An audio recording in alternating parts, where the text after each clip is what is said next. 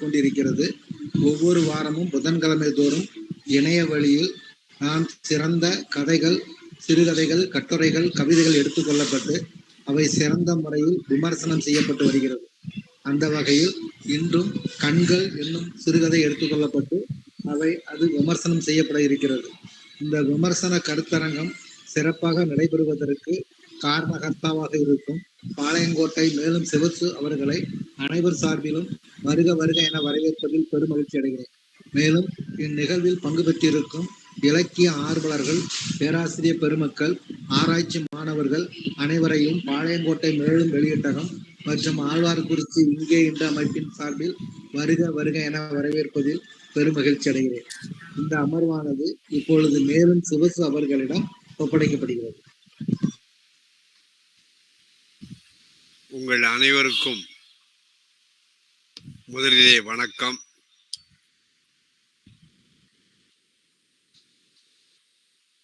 ஒரு படைப்பாளியினுடைய புனைவுகள், விமர்சன கட்டுரைகள், கோட்பாட்டு சிந்தனைகள் இவற்றையெல்லாம் வாரந்தோறும் புதன்கிழமை அன்று தமிழிலே ஒரு சொலவடை மாதிரி சொல்வார்கள். அடாது மழை பெய்தாலும் இடைவிடாது செல்லக்கூடிய ஒன்று என்பார்கள். அதை போல ஒரு 3 ஆண்டுகளுக்கு மேலாக தொடர்ந்து தமிழவனுடைய படைப்புகள், தமிழவனுடைய விமர்சன கட்டுரைகள், அவருடைய கோட்பாட்டு சிந்தனைகள் அனைத்தையும் நாம் நடத்தி கொண்டிருக்கின்றோம் என்று சொன்னால் அதற்கு காரணகர்த்தாவாக இருக்கக்கூடிய இந்த நிகழ்விலே தாங்களும் பங்கேற்று தங்களுடைய மனப்பதிவுகளை மற்றவர்களுக்கும் பகிரக்கூடிய உங்களுடைய மிகப்பெரிய ஒரு உறுதுணை ஒத்துழைப்பு தான் காரணம். முதலாக நான் புதன்கிழமை நடத்துகின்ற ஒவ்வொரு நேரத்திலேயும் இந்த நிகழ்ச்சியை ஒருங்கிணைக்கக்கூடிய ஒருவராக பாபநாசம் திருவள்ளுவர் கல்லூரியினுடைய மேனாள் முதல்வரும் இந்நாள் நிர்வாக அதிகாரியுமான சுந்தரம் அவர்கள், டாக்டர் ரமேஷ் அவர்கள், திருநாவுக்கரசு அவர்கள், ராஜா அவர்கள், அந்தோணி ராஜ் அவர்கள், காந்திமதிநாதன் சார் அவர்கள், அரசு இன்னும் பல முத்தையன் போன்றவர்களும் வர இருக்கிறார்கள். இவருடைய ஒத்துழைப்பு இல்லாமல் ஒரு பகிர்வு தன்மை என்பது நடைபெற வாய்ப்பே இருக்காது. ஏனென்றால் முன்பு எல்லாம் உரை அல்லது பேச்சு என்பது பேச்சாளர் அல்லது உரையாளர்கள் 2 அடி அல்லது 3 அடி உயரத்திலே இருந்து கொண்டு பங்கேற்கக்கூடிய பார்வையாளர்கள் கீழாக இருக்கக்கூடிய அந்த பேச்சு ஒலியினுடைய வீச்சானது சரிந்து போகக்கூடிய தன்மையிலே தான் இருக்கும். அது ஒற்றைமுகத்தன்மை கொண்டதாக இருக்கும். பெரும்பாலும் நேரமும் ஆகிவிடுகிற காரணத்தினாலே பங்கேற்பவர்கள் தங்களுடைய சந்தேகங்களை அல்லது மேல் அதிகமான விளக்கங்களை தருவதற்கும் சில சமயம் நேரம் காரணமாகவும் வாய்ப்பில்லாமல் போய்விடும். அந்த வகையிலே இந்த நிகழ்வானது இன்றைக்கும் நாம் தொடர்ந்து நடத்தி கொண்டிருக்கின்றோம் என்று சொன்னால் பலரும் சேர்ந்து இணைந்து ஒரு புதிய தன்மையிலே உரையை நிகழ்த்தக்கூடிய அல்லது உரையை பகிர்ந்து கொள்ளக்கூடிய ஒன்றை நாம் அமைத்து கொண்டிருக்கின்றோம். அதற்கு இந்தியாவிலே மட்டுமல்லாமல் இலங்கையில் இருக்கக்கூடிய யுவராஜா போன்றவர்கள், பாத்திமா போன்றவர்கள், லீமா போன்றவர்கள் எல்லோருமே நமக்கு உறுதுணையாக இருக்கிறார்கள். அதனால நாம தொடர்ந்து நடத்தி கொண்டிருப்பதற்கு ஒரு உற்சாகமானது இருக்கிறது. சில தகவல்களை பரிமாற வேண்டும் என்று அவர்கள் கேட்டுக்கொண்டதனாலே மார்ச் மாதம் 29ஆம் நாள் சனிக்கிழமை அன்று பாபநாசம் திருவள்ளுவர் கல்லூரியிலே அங்கு இருக்கக்கூடிய தமிழ்துறையும் மேலும் வெளியீட்டகமும் இணைந்து ஒரு நாள் பயிலரங்கு மாதிரி ஒன்றை ஏற்பாடு செய்திருந்தோம். பயிலரங்கில் பங்கேற்பாளர்களாக ஆய்வுக்கு நெறியாளர்களாக கைடுகள் என்று சொல்லக்கூடியவர்கள் வர வேண்டும். ஆய்வு செய்து கொண்டிருக்கக்கூடியவர்கள் அல்லது ஆய்வு புலத்திலே ஆய்வு செய்ய ஈடுபடக்கூடியவர்கள் இவர்களெல்லாம் வரலாம் என்று நான் சொன்னேன். 1-2 நெறியாளர்கள் தவிர வேறு யாருமே நெறியாளர்கள் என்கின்ற அந்த ஒரு தளத்திலே இருந்து யாரும் பங்கேற்கவில்லை. ஆனால் மேலதிகமான விளக்கங்களை தருவதற்கு திருப்பத்தூர் ராஜா அவர்கள், முத்தையன் அவர்கள், சென்னையிலிருந்து வனிதா அவர்கள், எத்திராஜ் அவர்கள், ஊத்தங்கரையிலிருந்து ராமச்சந்திரன் அவர்கள், இங்கே பாளையங்கோட்டை பகுதியில் இருந்து அந்தோணிராஜ் அவர்கள், ரமேஷ் போன்றவர்கள் எல்லாம் வந்தார்கள்.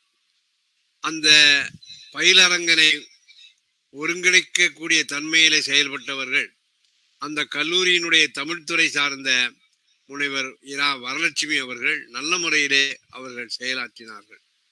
இதில் என்ன ஒரு விசேஷம் என்று சொன்னால், பங்கேற்பாளர்களுக்கு எல்லாருமே போக்குவரத்து செலவு குறைந்தபட்சம் ரயில் அல்லது பேருந்து கட்டணத்தை நடத்தக்கூடியவர்கள் வழங்கினார்கள். தேநீரும் மதிய உணவும் சிறப்பாகவே அவர்கள் எங்களுக்கெல்லாம் அளித்தார்கள். மகிழ்ச்சியாகவே இருந்தது.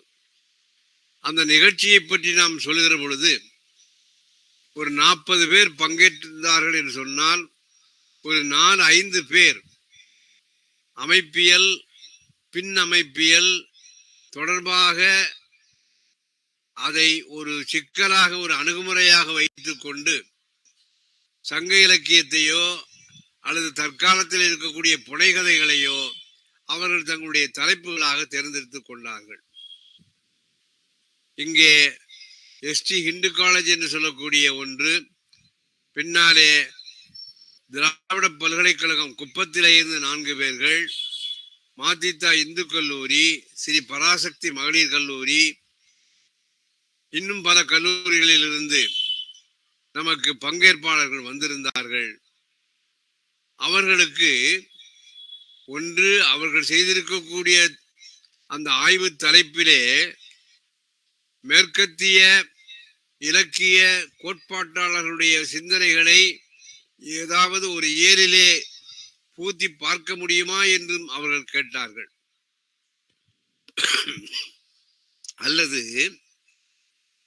அந்த தலைப்பிலேயே நாம இந்த பின் அமைப்பியல் பின் நவீனத்துவம் போன்ற சிந்தனைகளை எவ்வாறெல்லாம் கொண்டு வரலாம் என்றெல்லாம் கேள்வி கேட்டார்கள். எனக்கு உண்மையிலேயே மகிழ்ச்சி.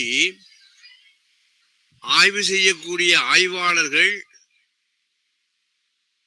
பின் அமைப்பியலை பற்றியும் பின் நவீனத்துவத்தை பற்றியும் சசூரை பற்றியும் வார்த்தை பற்றியும் தெரிந்து கொண்டார்கள். அரசுவும் வனிதாவும் ராஜாவும் முத்தையனும் ராமச்சந்திரனும் தங்களுடைய ஆய்வு தலைப்பிலே என்னென்ன மாதிரியான புதுமைகளை அவர்கள் மேற்கொண்டார்கள், இனிமேல் வரக்கூடியவர்கள் என்ன மாதிரி அதனை விரிவாக்கம் செய்யலாம் என்றெல்லாம் கூறினார்கள். சில தலைப்புகளுக்கு அவர்கள் விளக்கம் தருகிற பொழுது மரபான வழியிலே ஆய்வு செய்து கொண்டிருந்தவர்கள் சற்று திகைத்தே போனார்கள். நாம் எவ்வளவு தூரம் பின்தங்கி இருக்கிறோம் என்பதை ஒருவேளை அவருடைய உள்ளுணர்வு உணர்த்தி இருக்கலாம். ஆக அந்த வகையிலே ஒரு 40 பேர் அதிலே பங்கேற்றாலும் கூட நெறியாளர்கள் ஏனென்றால் அவர்கள் அதிமேதாவிகள், நம்மை விட எல்லாம் தெரிந்தவர்கள் என்கின்ற காரணத்தினாலே இவர்கள் சொல்லி நாம என்ன கேட்பது என்கின்ற ஒரு ஒரு பெரிய விசாலமான அறிவு கண்ணோட்டத்திலே அவர்கள் வராமல் இருந்திருக்கலாம். ஆனால் ஆய்வு செய்யக்கூடிய ஆய்வாளர்கள் வந்து கேள்வி கேட்டு மீண்டும் மீண்டும் கலந்துரையாடலில் பங்கு பெற்றது ஒரு மன நிறைவாக இருந்தது. அது சென்ற வாரத்தினுடைய ஒரு நிகழ்ச்சி. அடுத்ததாக நாம இன்னொன்று ஒரு புதிய விஷயத்தையும் நாம சொல்ல வேண்டும். நீங்கள் எல்லோருமே நாள் இதழ்களிலே படித்திருப்பீர்கள். தினமணியிலேயும் தமிழ் இந்து திசையிலேயும் வந்திருந்த ஒரு செய்திதான். நாம தொடர்ந்து இந்த நிகழ்வுகளிலே பேசுபொருளாக தமிழவனுடைய படைப்புகளை பேசிக் கொண்டிருக்கிறோம் அல்லவா? அவருக்கு ஒரு விருது ஒன்றை அறிவித்திருக்கிறார்கள். முன்றில் என்று சொல்லக்கூடிய ஒரு இலக்கிய அமைப்பை பற்றி நீங்கள் தெரிந்து கொள்ள வேண்டும். முன்றில் என்கின்ற ஒரு பத்திரிகையையும் முன்றில் என்று சொல்லக்கூடிய ஒரு பதிப்பகத்தையும் நடத்தியவர்கள் மா அரங்கநாதன் என்று சொல்லக்கூடிய ஒரு இலக்கிய படைப்பாளியும் விமர்சகரும் ஆவார். ஆகவே அவருடைய நினைவாக அவருடைய மகன் நீதியரசர் மகாதேவன் அவர்கள் முன்றில் இலக்கிய அமைப்பின் சார்பாக 2 விருதுகளை அறிவித்தார்கள். ஒன்று தமிழவனுக்கும், இன்னொன்று பதிப்பகம் நடத்தி கொண்டிருக்கக்கூடிய திருநாவுக்கரசு அவர்களுக்கும். ஆனால் இந்த விருதுகள் வருகிற பொழுதெல்லாம் இப்பொழுது நாம மேலும் இலக்கிய விருது கொடுத்து கொண்டிருக்கின்றோம். சில சமயம் ஊடகவியலாளர்களும் வருவார்கள். ராஜேந்திரன் போன்றவர்கள், மாலன் போன்றவர்கள் எல்லாம் வந்திருந்தார்கள். ஆனால் இந்த ஊடகவியலாளர்கள் அதிலே உரையாற்றினாலும் கூட அந்த இலக்கிய விருதுக்கு பங்கம் அளிக்காமல் அவர்கள் தங்களுடைய கருத்துக்களை சொல்லிக் கொண்டு போவார்கள். ஆனால் இது நீதியரசர் நடத்தக்கூடிய ஒரு பெரிய விழா என்கின்ற காரணத்தினாலே அந்த நீதியரசருடைய ஒரு தழுவலை, ஒரு ஆதரவை பெற வேண்டும் என்பதற்காக தினமணியினுடைய ஆசிரியர் உங்களுக்கெல்லாம் தெரிந்திருக்கும் வைத்தியநாதன் அவர்கள் ஏதாவது ஒரு ரூபத்திலே இடம்பெற்று அதை ஒரு பெரிய ஊடக செய்தியாக மாற்றி விடுவார்கள். எப்பொழுது ஒரு ஜனரஞ்சகமாக ஒரு விருதினுடைய தன்மையானது மாறுகிறதோ அப்பொழுது தீவிர இலக்கியவாதிகள் மத்தியிலே ஒரு சலசலப்பு ஏற்படும். ஏனென்றால் ஒரு பெரிய தீவிர தன்மை கொண்டிருக்கக்கூடிய இலக்கியவாதிகளை பொதுமட்டத்தில் இயங்கக்கூடிய இந்த ஊடகவியலாளர்கள் கண்டுகொள்வதே இல்லை. ஆனால் இந்த சந்தர்ப்பத்தை பயன்படுத்தி கொண்டு நீங்கள் பார்ப்பீர்கள் என்றால் ஏப்ரல் 16 அன்று அவர்களுடைய ஊடகம், அவர்கள் ஊடக செய்திதான் முதன்மை பெருமை ஒழிய இந்த விருது பெறக்கூடியவர்களை பற்றிய ஒரு நினைவுகள் குறைவாகவே இருந்து கொண்டிருக்கும். இதுதான் அடிப்படையான தன்மையாக இருக்கிறதோ. இந்த மாதிரியான ஒரு சின்ன ஒரு சரிவு என்பது பெருமட்டத்திலே நாம விருது கொடுக்கக்கூடிய நிகழ்ச்சிகளை நடத்துகிற போது நம்மை அறியாமலே ஏற்பட்டு விடக்கூடியதுதான். விருது கொடுக்கக்கூடியவர்கள் முழுமையாக இலக்கியத்திற்கு கொடுத்தாலும் கூட இந்த ஊடகவியலாளர்கள் என்ன செய்வார்கள் என்றால் அவர்கள் விருது கொடுக்கக்கூடியவர்களை தங்களுக்கு சாதகமாக பயன்படுத்திக் கொள்ள வேண்டும் என்று வலிந்து அவர்கள் உள்ளே நுழைந்து விடுவார்கள். அப்பொழுது விருது பெறக்கூடிய அல்லது விருது பெறக்கூடியவருடைய அந்த படைப்பாளி 2வது பட்சமாக ஆகிவிடுவாரோ என்கின்ற ஒரு சந்தேகமும் எனக்கு இருக்கிறது.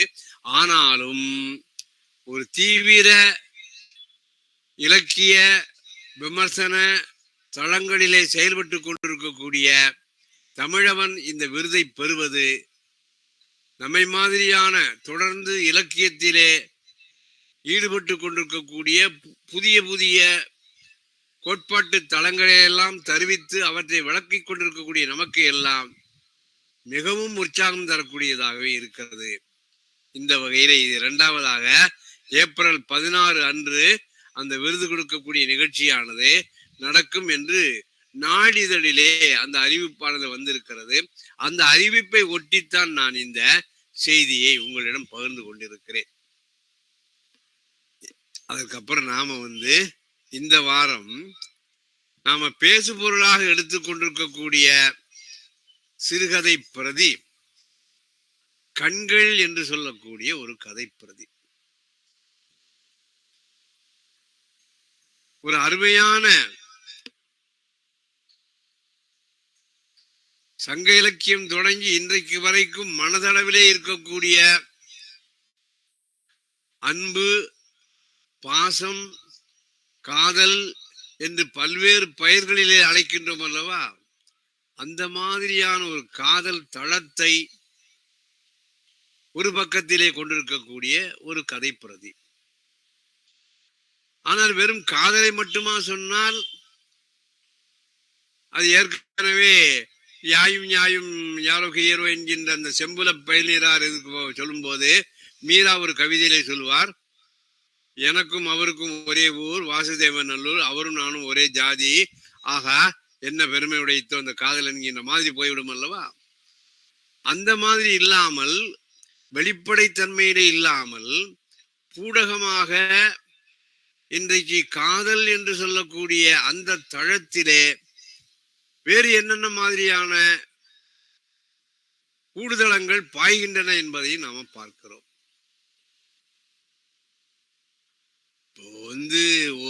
ஜாதிகளிலேயே நீங்க பார்க்கலாம், மெயின் காஸ்ட், சப்காஸ்ட் என்று சொல்வார்கள். முக்கிய சாதிகள், அந்த சாதிகளுக்கே இருக்கக்கூடிய உட்கிளைகள் என்று சொல்வார்கள்.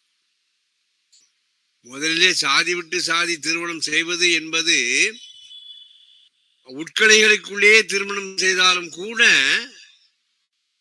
அதை ஏற்றுக்கொள்ள மாட்டார்கள். ஆனால் பின்னாலே வருகிற போது உட்கிளைகள் இருந்தாலும் கூட பரவாயில்லை, ஆனால் வேறு ஒரு சாதிகளுக்குள் போய்விடக் கூடாது என்று ஒரு பெரிய குண்டு ஒன்றை தூக்கி போட்டார்கள். ஆனால் 20ஆம் நூற்றாண்டுடைய பிற்பகுதியிலே நீங்கள் பார்ப்பீர்களே ஆனால் நிறைய ஆணவ கொலைகள் எல்லாம் நடந்து கொண்டிருக்கும். அந்த ஆணவ கொலைகள் நடப்பதற்கெல்லாம் காரணம் சாதிகள் வெவ்வேறாக இருந்தாலும் கூட அந்த பொதுப்படையாக சார்ந்திருக்கக்கூடிய அந்த ஜாதிய சமூகம் ஏற்றுக்கொள்ளாத நிலையில் இருக்கக்கூடிய இருவேறு ஜாதிகள் இணைகிற பொழுதுதான் அங்கே ஆணவ கொலைகள் நடக்கின்றன. உதாரணமாக ஒரு குறிப்பிட்ட இடைநிலை சாதியை சார்ந்தவர் வேறொரு அவரை விட சற்று உயர்ந்த ஜாதியை சார்ந்திருக்கக்கூடிய ஒரு பெண்ணை மணமுடிப்பார்களே ஆனால் ஏற்றுக்கொள்வார்கள். ஆனால் அதற்கு மாறாக இருக்கிற பொழுது அங்கு ஆணவ கொலையானது நிகழ்ந்துவிடும். அப்ப அந்த மாதிரியான ஒரு ஆணவ கொலைகள் நடப்பதற்கான காரணமும் இங்கே பூடகமாக நமக்கு உணர்த்தப்படுகின்றது. அதாவது தமிழ் சமுதாயத்தினுடைய 20ஆம் நூற்றாண்டினுடைய ஆரம்பத்திலே இருந்து இன்றைக்கு 2025ஆம் ஆண்டு கால்பகுதி வரைக்கும் இந்த கண்கள் என்று சொல்லக்கூடிய கதையானது காதல் கதையை மட்டும் சொல்வது அல்ல, அந்த காதலிலே இருக்கக்கூடிய உட்பிரிவானது உண்மையிலேயே காதல் என்பது உள்ளத்தை பார்க்கக்கூடியதுதான். புறவயமாக இருக்கக்கூடிய ஜாதி என்பது அங்கே முக்கியம் பெறுகிற போது காதல் என்பது இல்லாமல் போய்விடும். அப்படிப்பட்ட ஜாதி மறுப்பு திருமணத்தை பற்றி இங்கே பூடகமாக வருகிறது. ஜாதி மறுப்பு திருமணத்திலே செய்து கொண்டிருக்கக்கூடியவர்கள் ஆணவ கொலை செய்கின்ற மாதிரி இங்கே கடைசியிலே அந்த தந்தையே தற்கொலை செய்து கொள்வதாக ஒரு குறிப்பு செய்தியானது வெளிப்படுகிறது. இது ஒரு பக்கம் இந்த கதையினுடைய ஒரு பகுதியிலே ஓடிக்கொண்டிருக்கிறது. இன்னொன்று, மறைமலை அடிகள், பரிதிமால் கலைஞர் என்று சொல்லக்கூடிய வி.கோ. சூரியநாராயண சாஸ்திரியார் அவர்கள் தொடங்கி வைத்திருக்கக்கூடிய தனித்தமிழ் இயக்கம், தேவநேய பாவாணர், தென்மொழி என்று சொல்லக்கூடிய தமிழ்ச்சிட்டு என்று சொல்லக்கூடிய பத்திரிகைகளை நடத்தி கொண்டிருக்கக்கூடிய பெருஞ்சித்திரனார் போன்றவர்கள் தனித்தமிழிலே சங்க இலக்கிய மரபிலே வரக்கூடிய கவிதைகளை எல்லாம் எழுதி கொண்டிருக்கக்கூடியவர். 1970களிலே நாங்கள் எல்லாம் பார்த்தாச்சுன்னு சொன்னால் தமிழ்ச்சிட்டுவிற்கும் தென்மொழிக்கும் தீவிரமான ஒரு வெறி கொண்ட நிலையிலே அந்த பத்திரிகையை தனித்தமிழிலே இருக்கிறது என்பதற்காக நாங்கள் படித்துக் கொண்டிருப்போம். பி.க. சூரியநாராயண சாஸ்திரியார் பரிதிமால் கலைஞர் என்று சொல்லி தன்னுடைய பெயரே மாற்றி அவரும் தனித்தமிழ் தொண்டு ஆற்றினார்கள். மறைமலையடிகளும் அப்படித்தான். வேதாச்சலம் என்கின்ற தன்னுடைய பெயரை மறைமலையடிகள். அப்ப இந்த தனித்தமிழ் இயக்கமோ அல்லது சாதி மறுப்பு திருமணமோ இந்த காதல் என்கின்ற ஒரு கண்ணோக்கியை வைத்துக் கொண்டு இந்த கதையானது சில செய்திகளை நமக்கு சொல்கின்றது. வெளிப்படையாகவே அது தெரியல் நிலை என்று நாம சொல்லலாம். ஆனால் சொன்னதை வைத்துக் கொண்டு இந்த கதை சொல்லாமல் சில செய்திகளையும் நமக்கு உணர்த்துகின்றது. அதுவே இந்த கதையினுடைய தாத்பரியம். அதனால இது வெறுமனே ஏதோ காதல் கதையை மட்டும்தான் சாதி மறுப்பு திருமணத்தை தான் சொல்கிறது என்று இல்லாமல் அதனுடைய உட்கடைகள், தனித்தமிழ், அதனுடைய பரிணாம வளர்ச்சிகள், அதற்கப்புறம் மரபு கவிதைகள், இவற்றை எல்லாமே 20ஆம் நூற்றாண்டினுடைய தமிழ் இலக்கிய வரலாற்றிலே நாம பி.டி. சீனிவாச ஐயங்கார் போன்றவர்களாம் நிறைய எழுதியிருக்கிறார்கள். சுப்பிரமணிய சாஸ்திரியார், பிசாசு போன்றவர்களாம் நிறைய எழுதியிருக்கிறார்கள். ஆனாலும் அந்த மாதிரியான செய்திகளை எல்லாம் ஒரு புனைவுக்குள் கொண்டு வருவது என்பது இந்த கண்கள் என்று சொல்லக்கூடிய சிறுகதை பிரதியிலே சாத்தியமாயிருக்கிறது. இன்னொன்று, வாசக எதிர்வினை என்பதை மையமாக கொண்டு கடைசியில இந்த கதையிலே வாசகன் என்ன நினைத்து பாமரத்தனமான வாசகன் என்ன நினைத்து ஏங்கி கொண்டிருப்பானோ அந்த மாதிரியான தன்மையிலே இந்த கதை முடியாமல் அதற்கு எந்த விதமான இறுதி முடிவு என்பதையும் கொடுக்காமல் மேலும் அதை நீங்கள் வாசகர்களே படித்துக்கொண்டு உங்கள் அளவிலே என்னென்ன மாதிரியான பொருள் கொள்வீர்களோ கொள்ளுங்கள் என்று விட்டுவிடக்கூடிய அந்த இன்ஃபினிட்டி என்று சொல்லக்கூடிய தன்மை, முடிவற்ற ஒரு இறுதியான அற்ற ஒரு தன்மை என்பது இந்த கதையிலே வெளிப்படுகிறது என்று இந்த கதையை படித்த அளவிலே இந்த கதையில் வரக்கூடிய சம்பவங்கள் எல்லாருடைய வாழ்க்கையிலும் இருக்கும். அதாவது நம்ம உடம்பினுடைய புலன்களை நாம என்றைக்கு உணர்கின்றோமோ, நான் ஆண் என்று என்னைக்கு உணர ஆரம்பிக்கிறேமோ, இந்த ஆணை குறிக்கக்கூடிய எந்த உறுப்பினுடைய தன்மையை நான் என்று தெரிந்து கொள்ள ஆரம்பிக்கிறேனோ அப்பொழுது படிப்படியாகவே இந்த காதல் என்பதெல்லாம் வளர்ந்து கொண்டேதான் இருக்கிறது. பார்க்கிற பெண்களை எல்லாம் ஒருவர் அன்பு கொள்ள வேண்டும் என்று நினைத்தாலும் கூட ஏதோ ஒரு சில பெண்கள் தான் இறுதி வரைக்கும், அவர் சாகின்ற வரைக்கும் கூட அவருடைய அந்த மொழிக்கடங்கு என்கின்ற ஒரு பகுதியிலே உறைந்திருக்கும் என்பதை இந்த கதையானது ஒரு சப்டிலாக, ஒரு குறிப்பு பூடகமாக வெளிப்படுத்துகிறதோ, அது என்னுடைய வாழ்க்கையில ஏற்பட்டிருக்கக்கூடிய, என் வாழ்க்கை அனுபவம் எனக்கு தந்திருக்கக்கூடிய ஒரு செய்தியாக இருக்கிறதோ என்று நான் கருதுகிறேன். ஆகவே இந்த அளவிற்கு நான் இந்த கதையை பற்றி என்னுடைய அபிப்பிராயங்கள் சொல்லிவிட்டு இனிமேல் கண்கள் என்று சொல்லக்கூடிய இந்த கதையை பற்றி நாம் எல்லோருமே, அதாவது இவர் சொல்லக்கூடிய கருத்து தான் உயர்ந்தது தாழ்ந்தது அப்படிங்கிற பேச்சே கிடையாது. ராஜா பேசுறதுதான் நமக்கு முக்கியம், அரசு பேசுறதுதான் முக்கியம், அந்தோணிராஜ் பேசுறதுதான் முக்கியம், அது அல்ல. நமக்கு நாம என்னதுக்காக சொல்லியிருக்கிறோம் சொன்னால், ஒரு கதை பிரதியானது பன்முகத்தன்மை உடையதாக இருக்க வேண்டும். படிக்கக்கூடிய வாசகனுக்கு ஒவ்வொருத்தருக்கும் ஒவ்வொரு விதமான பொருளை தர வேண்டும். ஆனா சில சமயம் நாம என்ன செய்கிறோம்னு சொன்னால், டெக்ஸ்டுக்கு வெளியே சென்று விடுகிறோம். ஆனா ஒரு வாசகத்தை நாம நினைவு கொண்டால், everything is within the text என்று சொல்வார்கள்.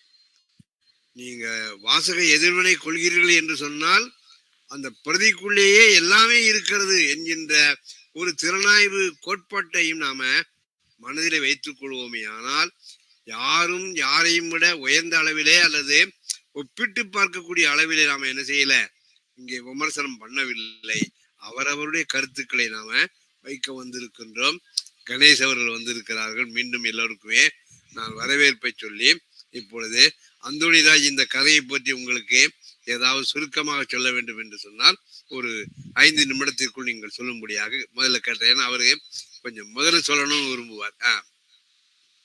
அந்தோணிராஜ் சொல்றீங்களா?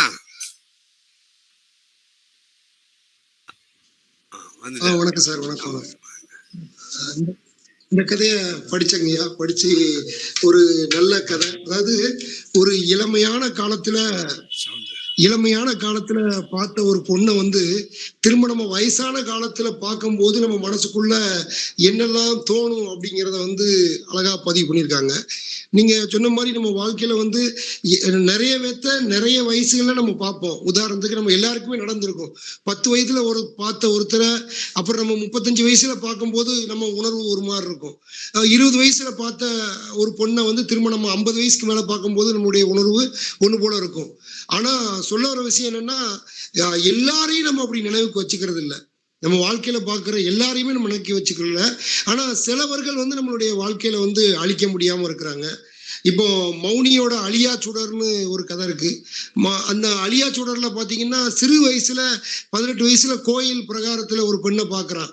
திரும்ப அதே பெண்ணை மறுபடி சில ஆண்டுகள் கழிச்சு மறுபடியும் ஒரு 10 ஆண்டுகள் கழிச்சு அதே பெண்ணை வந்து அந்த கோயில்ல பாக்குறத வந்து பார்க்க முயற்சிப்பதை வந்து மௌனியோட அழியாச்சுடர் கதை ஒரு வேதமும் சொல்லியிருக்கும். ஆனா அது வந்து ஒரு நினைவாகவும் ஒரு காதலாகவும் மட்டுமே சொல்லியிருக்கும். ஆனா இங்க வந்து இந்த ஒரு உணர்ச்சி பூர்வமான ஒரு கதை வந்து எப்படி வந்து ஒரு சமூக ரீதியான ஒரு பிரச்சனையும் முன்வைக்குங்கிறத அழகா கலந்து சொல்லியிருக்காங்க. இதை வந்து நம்ம ரெண்டா பிரிச்சுக்குவாங்க. ஒண்ணு வந்து ஒரு மனிதனின் அடிப்படை உணர்ச்சி, ஒரு பெண் மேல இயல்புக்கு மேல ஏற்படுற ஒரு அபிப்பிராயம், ஒரு ஈர்ப்பு. அதை வந்து எது கூட கனெக்ட் பண்றாங்க அப்படின்னா சமூக பிரச்சனையோட கனெக்ட் பண்றாங்க. உதாரணத்துக்கு அவர் காதலித்த அந்த தலைமை ஆசிரியர், ஒடுக்கப்பட்ட இனத்திலிருந்து வந்த தலித்து தலைமை ஆசிரியர், பின்னாடி அவன் அந்த துணிஞ்சிய அந்த பெண் வந்து அவரையே திருமணம் முடிக்கிறது. அதுல 2 விஷயம் நடக்குது. ஒண்ணு, இந்த பெண் திருமணம் முடிச்சதுனால அவருடைய தங்கையோட படிப்பையே அவரோட அப்பா நிப்பாட்டுறாங்க. திரும்ப கடைசியா அவருடைய தங்கைக்கே திருமணமும் முடிச்சு வச்சுக்கிட்டு அவர் தற்கொலையும் பண்ணிக்கிறாரு. அப்போ இப்பவும் கூட அவர் வந்து பல ஆண்டுகள் கழிச்சு அந்த பெண்ணையை சந்திக்கிறாரு. இன்னும் சொல்ல போனா பணி ஓய்வானதுக்கு அப்புறம் தான் சந்திக்கிறாரு. ஆனா அந்த பெண் வந்து அந்த வடுவை அப்படி சொல்லுது. அப்போ காதல் பிளஸ் சமூக பிரச்சனை ரெண்டையும் என்ன சொல்றது, ஒரு தனி மனிதனின் உணர்வு அப்படிங்கிறது இதுல வெளிப்பட்டுக்கிட்டே இருக்கு. அதுக்கு சில சம்பவங்கள் சின்ன வயசுல அவங்க பார்த்தது, பேசுனது, பள்ளியில் நடந்தது, தலைமை ஆசிரியருக்கு அவருக்குமான உறவு, மொழி, நம்ம கதைகள்ல வரக்கூடிய மலை கிராமம் அல்லது தமிழ் பற்றி, தூய தமிழை பற்றி எல்லாமே வருது. கன்னடத்தை பத்தி கூட வருது. ஆனால் சொல்ல வர்ற விஷயங்கள் வந்து கடைசியா நமக்கு ஒரு தாக்கத்தை ஏற்படுத்துது. 2 விதமான தாக்கத்தை ஏற்படுத்துது. ஒண்ணு, இவனுக்கு இளமையில் ஏற்பட்ட ஈர்ப்பு பின்னாளில் அவளை பார்க்கும் பொழுது அவனுக்கு எப்படி இருந்தது அப்படிங்கிறது ஒரு தனி. இன்னொன்று வந்து ஒரு ஜாதிய ரீதியான ஆவண கொலைகள் இன்னும் நடந்துகிட்டு தான் இருக்கு. ஆவண தற்கொலைகளும் நடக்குது, ஆவண கொலைகளும் நடக்குது. அதையும் பதிவு பண்றாங்க. நீங்க சொன்ன மாதிரி இது எல்லாருக்குமான ஒரு பார்வை, ஒரு உணர்ச்சி பூர்வமான கதை வந்து சமூகத்தில் நடக்கிற விஷயத்தையும் பிரதிபலிக்கிற மாதிரி இருக்குங்கய்யா. நன்றி. நன்றி.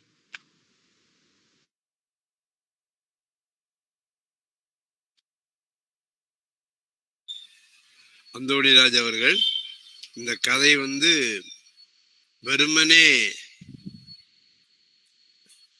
காதல் அப்படிங்கிற ஒரு உணர்வை மட்டும் சொல்வதோடு அல்லாமல் அந்த காதல் என்கின்ற மரத்தினுடைய வெவ்வேறு கிளைகளிலே பூத்திருக்கக்கூடிய மலர்களையும், அது சாதி மறுப்பாக இருக்கலாம் அல்லது தனித்தமிழ் பற்றாக இருக்கலாம், இதையெல்லாம் இன்னைக்கு எப்படியெல்லாம் மாறிக்கொண்டிருக்கிறது அப்படிங்கிற சொன்னதை வைத்துக் கொண்டு சொல்லாமல் பெறக்கூடிய சிலவற்றை அந்தோணிராஜ் அவர்கள் நமக்கு சொன்னார்கள். உண்மையிலே அந்தோணிராஜ் அவர்கள் தமிழவனுடைய சிறுகதைகள், இரட்டை சொற்கள், கருஞ்சிவப்பு ஈசல்கள், நடனக்காரியான 35 வயது எழுத்தாளர், இறந்து போனவன் பேசிக்கொண்டே இருந்தான் என்ற 5 தொகுப்புகளையுமே மிகுந்த ஈடுபாடோடு இப்பொழுது படித்துக் கொண்டிருக்கிறார்கள். ஆகவே அவருடைய அபிப்பிராயங்கள் இன்னும் மேலும் மேலும் கூர்மையாக ஆக வேண்டும் என்று கேட்டுக்கொண்டு அடுத்தால திருநாவுக்கரசு அவர்கள் இந்த கதையை பற்றிய தன்னுடைய அபிப்பிராயத்தை மனப்பதிவை நம்மோடு பகிர வருகிறார்கள். அரசு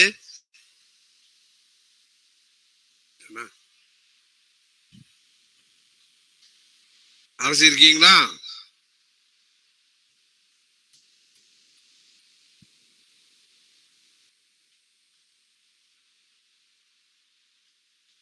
அரசு நான் சொல்றது கேக்குதா?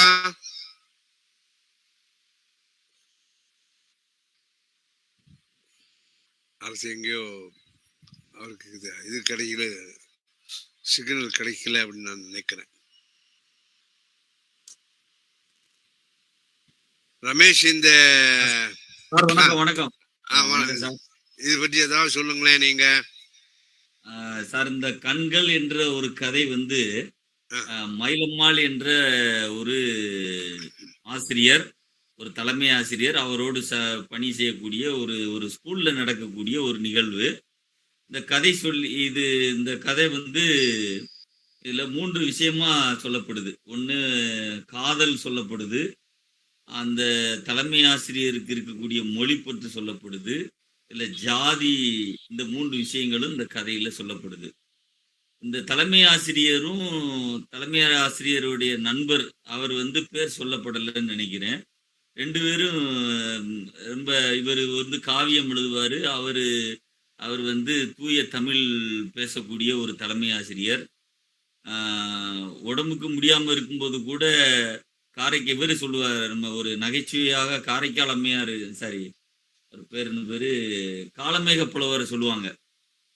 காலமேக புலவர் வந்து சாவும் தருவாயில் இருக்கும்போது அவர் வந்து இந்த எல்லாரும் இந்த தண்ணிய துணிய வந்து பால்ல முக்கி நனைச்சாங்களாம்.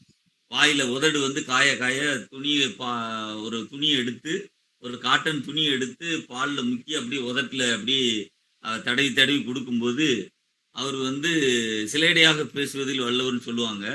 அப்போ அவர் வந்து அப்படி துணியை வச்சு நனைக்கும் போது அப்படி முகம் சுழிச்சாராம். உடனே பக்கத்துல உள்ளவங்க கேட்டாங்களாம், என்னையா பால் கசக்குதா அப்படின்னு கேட்டாங்களாம். அப்போ அவர் சொன்னாராம், பாலும் கசக்கலை துணியும் கசக்கலை அப்படின்னு சொல்லி சொன்னாராம். ஸோ அந்த மாதிரி அது அர்த்தம் எல்லாருக்கும் புரிஞ்சிருக்கும்னு நினைக்கிறேன். பாலும் கசப்பா இல்ல, கசக்கலை, துணி வந்து கசக்கலைன்னா துணி வந்து துவைக்கலை அப்படின்றது மாதிரி அவர் சொல்றாரு. அது மாதிரி இவர் வந்து சாகுற தருவாயில் இருக்கும்போது கூட காய்ச்சல் ஜுரம் அடிக்குதான்னு டாக்டர் கேட்கும்போது கூட இல்ல காய்ச்சல் சரியாகிவிட்டதா அப்படின்னு சொல்லணும் அப்படின்னு சொல்றாரு. இந்த அளவுக்கு மொழிப்பற்றாளராக இருந்திருக்கிறார். அந்த மொழிப்பற்றாளருடைய நண்பரும் ஆசிரியர். அவர் பணி செய்யக்கூடிய அந்த பள்ளிக்கூடத்துல நடக்கக்கூடிய ஒரு மயிலம்மாள் என்ற ஒரு அழகான பெண்ணு, அவங்க உயர் ஜாதி பெண்ணா இருக்கிறாங்க. அவங்க எப்போதுமே பூ போட்ட சேலை தான் கட்டுவாங்க. அந்த மயிலம்மான்னு பேர் வச்சதே மயில் போன்ற அழகுடைய அப்படின்றது மாதிரி இருந்திருக்குமோ, அதனாலதான் அப்படி வச்சாங்களோ அப்படின்னு கூட சொல்லப்படுது. அப்படிப்பட்ட ஒரு அழகான ஒரு உயர்ஜாதி பெண் வந்து தலைமை ஆசிரியரை காதலிக்கிறாங்க. இவருக்கு அந்த தலைமை ஆசிரியருடைய நண்பருக்கு அந்த மயிலம்மா மேல ஒரு கண்ணா இருந்திருக்கு. கடைசியில தலைமை ஆசிரியர் விரும்புறாருன்னு தெரிஞ்சுக்கிட்டு அப்புறம் இவரு நண்பனுக்கு தொந்தரவா இருக்காம அவர் நாகரிகமா நடந்துக்கிறாரு. சார், காதலை வந்து கொச்சப்படுத்தாம தலைமை ஆசிரியர் தாழ்ந்த ஜாதியாக இருந்தாலும் தன்னுடைய நண்பனுக்காக தான் காதலிக்கலாம்னு நினைச்ச ஒரு பெண்ணை அவர் வந்து சகிச்சுக்கிட்டு இருந்துக்கிட்டாரு அப்படின்ற மாதிரி இருந்திருக்கு. அப்புறம் 2 வருடத்துல அவங்களுக்கு வேற வந்து திருமணம் ஆயிருச்சு. திருமணமான சமயத்துல இவர் விலகி போயிடுறாரு, இவர் வேற ஸ்கூலுக்கு போறாரு அப்படின்னு வருது. இடைப்பட்ட நேரத்துல அவர் வந்து ஒரு 10 ஆண்டுகள் கழிச்சு இறந்து போயிடுறாரு அப்படின்னு இந்த கதையில சொல்லி முடிக்கிறாரு. அந்த பணப்பழங்கள்லாம் வாங்குறதுக்கு சென்னையில திரும்ப ஒருக்கா எதிர்பாராத விதமா மீட் பண்றாங்க 2 பேரும். அப்படி மீட் பண்ணும்போது இவர் எந்த நேரமும் அந்த மயிலம்மாளுடைய நினைப்பாகவே இருந்திருக்கு. அவருடைய கண்கள், அவங்க கட்டின புடவை, அவங்களுடைய உடல் சாயல், அவங்க எல்லாருமே அந்த அந்த அவர் வேற திருமணம் முடித்து அவர் இருந்தாலும், இந்த அம்மாவுக்கு திருமணமாகி 2 பெண் பிள்ளைகள் இருந்தாலும், அந்த காதலானது நமக்கு சில இது நீங்கா நினைவுகளாக எப்போதும் பதிவு செய்யப்பட்டு தான் இருக்கும். எது நமக்கு ரொம்ப பிடிச்சிருக்கோ அது எந்த காலத்திலயும் நமக்கு அது மறக்காது அப்படின்றது இந்த கதை வந்து சொல்லுது. ஆஹ் ஆஹ் ஜாதி மாறி திருமணம் முடிச்சதுக்காக தன்னுடைய தந்தையானவர் ஜாதி பற்று மிக்கவராக இப்படி வேறு ஜாதி தாண்டி ஜாதியை முடிச்சுட்டேன்னு சொல்லி தன்னுடைய மகன் 3ஆம் படிக்கும் போதே, அப்போ அந்த வயது வித்தியாசம் என்பது இந்த அம்மா வேலைக்கு போகுது, 3ஆம் வகுப்பு படிக்குன்னா இது இந்த அம்மாவுக்கு ஒரு 24 வயசு இருக்கு. இப்போ 3ஆம் வகுப்பு படிக்கக்கூடிய 7ஆம் வயது. அப்போ இதுக்கு இடையில வீட்டுல நிறைய பெண் உறுப்பினர்கள், அது குடும்ப உறுப்பினர்கள் இருந்திருக்கலாம். இந்த பெண் பிள்ளையே ஸ்கூலுக்கு அனுப்பல அப்படின்னு சொல்லும் போது, இவளும் இந்த மாதிரி படிச்சதுனால தானே இப்படி மாறி போயிட்டா அப்படின்னு சொல்லி பெண் பிள்ளைக்கு கல்வி தேவையில்லை, அதை விட நமக்கு முக்கியம் வந்து ஜாதி தான் அப்படின்னு இந்த கதையில அந்த இவருடைய தந்தை வாயிலாக தெரிகிறது. மொழிப்பற்று, ஜாதி இதெல்லாம் வருது. காதல் என்பது நமக்கு நீங்க சிவசு சார் தான் நமக்கு பாடம் நடத்துறது மாதிரி ஞாபகம் இருக்கு. இந்த சிக்மண்ட் ஃப்ராய்டோடைய இட்டு ஈகோ சூப்பர் ஈகோ அப்படின்றதுல சொல்ல இல்லை உள்ள வரும். அதாவது அனிமா அனிப்பஸ் அப்படின்னு சொல்லி ஏதோ ஒன்று படிச்ச ஞாபகம் இருக்கு. அதாவது ஒவ்வொரு ஆணுக்கும் ஒரு பெண்ணு திருமணம் ஆயிருந்தாலும் ஒரு பெண்ணுடைய முகம் பதிவுபட்டு முகம் அவங்களுக்கு பிடிச்ச ஒரு பெண்ணை வந்து பிடிக்கும். ஏன் பிடிக்குன்னு கேட்டா காரணம் சொல்ல தெரியாது. அது மாதிரி ஒரு பெண்ணுக்கும் ஒரு ஆணை ஏதாவது ஒரு வழியில பிடிச்சிருக்கும் அப்படின்றது மாதிரி இதுல நான் அந்த கதையை படிச்சதன் வாயிலாக தெரிய வர்றேன். காதலை வந்து கொச்சப்படுத்தலை, காதலிச்சவங்களே திருமணம் முடிக்கிறாங்க. ஜாதி இதுல இருக்கு, மொழிப்பற்று இதுல இருக்கு. நண்பன் வந்து தன்னுடைய நெருங்கிய நண்பனுக்காக காதலையும் தியாகம் செய்யறாரு, அதாவது தொந்தரவு செய்யாம இருக்கிறார் அப்படின்னு ஒரு காதலை வந்து கொச்சப்படுத்தாம இருக்கிறார் அப்படின்னு இந்த கதையை படிச்சதன் வாயிலாக நான் தெரிய வந்தேங்க. ரொம்ப நன்றி வாய்ப்பு. ரமேஷ் அவர்கள் இந்த வெளிப்படையாக சொல்லக்கூடிய தெரியல் நிலை அப்படிங்கிறதுல இந்த கதை உணர்த்தக்கூடியதை சொன்னாங்க. ஆனா அதே மாதிரி நாம் சங்க இலக்கியத்திலேயும் காதலை பார்க்கின்றோம்.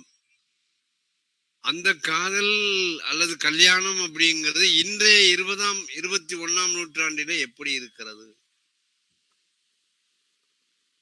மொழிப்பற்று என்பது சென்ற நூற்றாண்டிலே இருந்தது.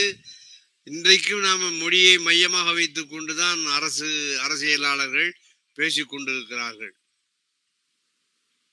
ஆனால் அவர்கள் அந்த மொழிப்பற்று, தமிழ் மொழி மேல் கொண்டிருக்கக்கூடிய பற்று என்பதை அரசியலிலே வாக்கு வங்கிகளை பெறுவதற்காக அவர்கள் பயன்படுத்துகிறார்களே ஒழிய உண்மையிலேயே மொழிப்பற்றோடு அவர்கள் செயல்படுகிறார்களா அப்படிங்கிற, அதாவது சொன்னதை வைத்துக் கொண்டு சொல்லாமல் இந்த கதையானது உணர்த்துகிறதை நம்ம பார்க்கிறோம். அதே மாதிரி மரபு கவிதைகள் என்று சொல்லக்கூடியது இன்றைக்கு எப்படியெல்லாம் மாறிக்கொண்டிருக்கிறது என்பதையும் இந்த கதை நமக்கு உணர்த்துகிறது. இப்ப நமக்கு இந்த இதுல ஒரு வாக்கியம் வரும்,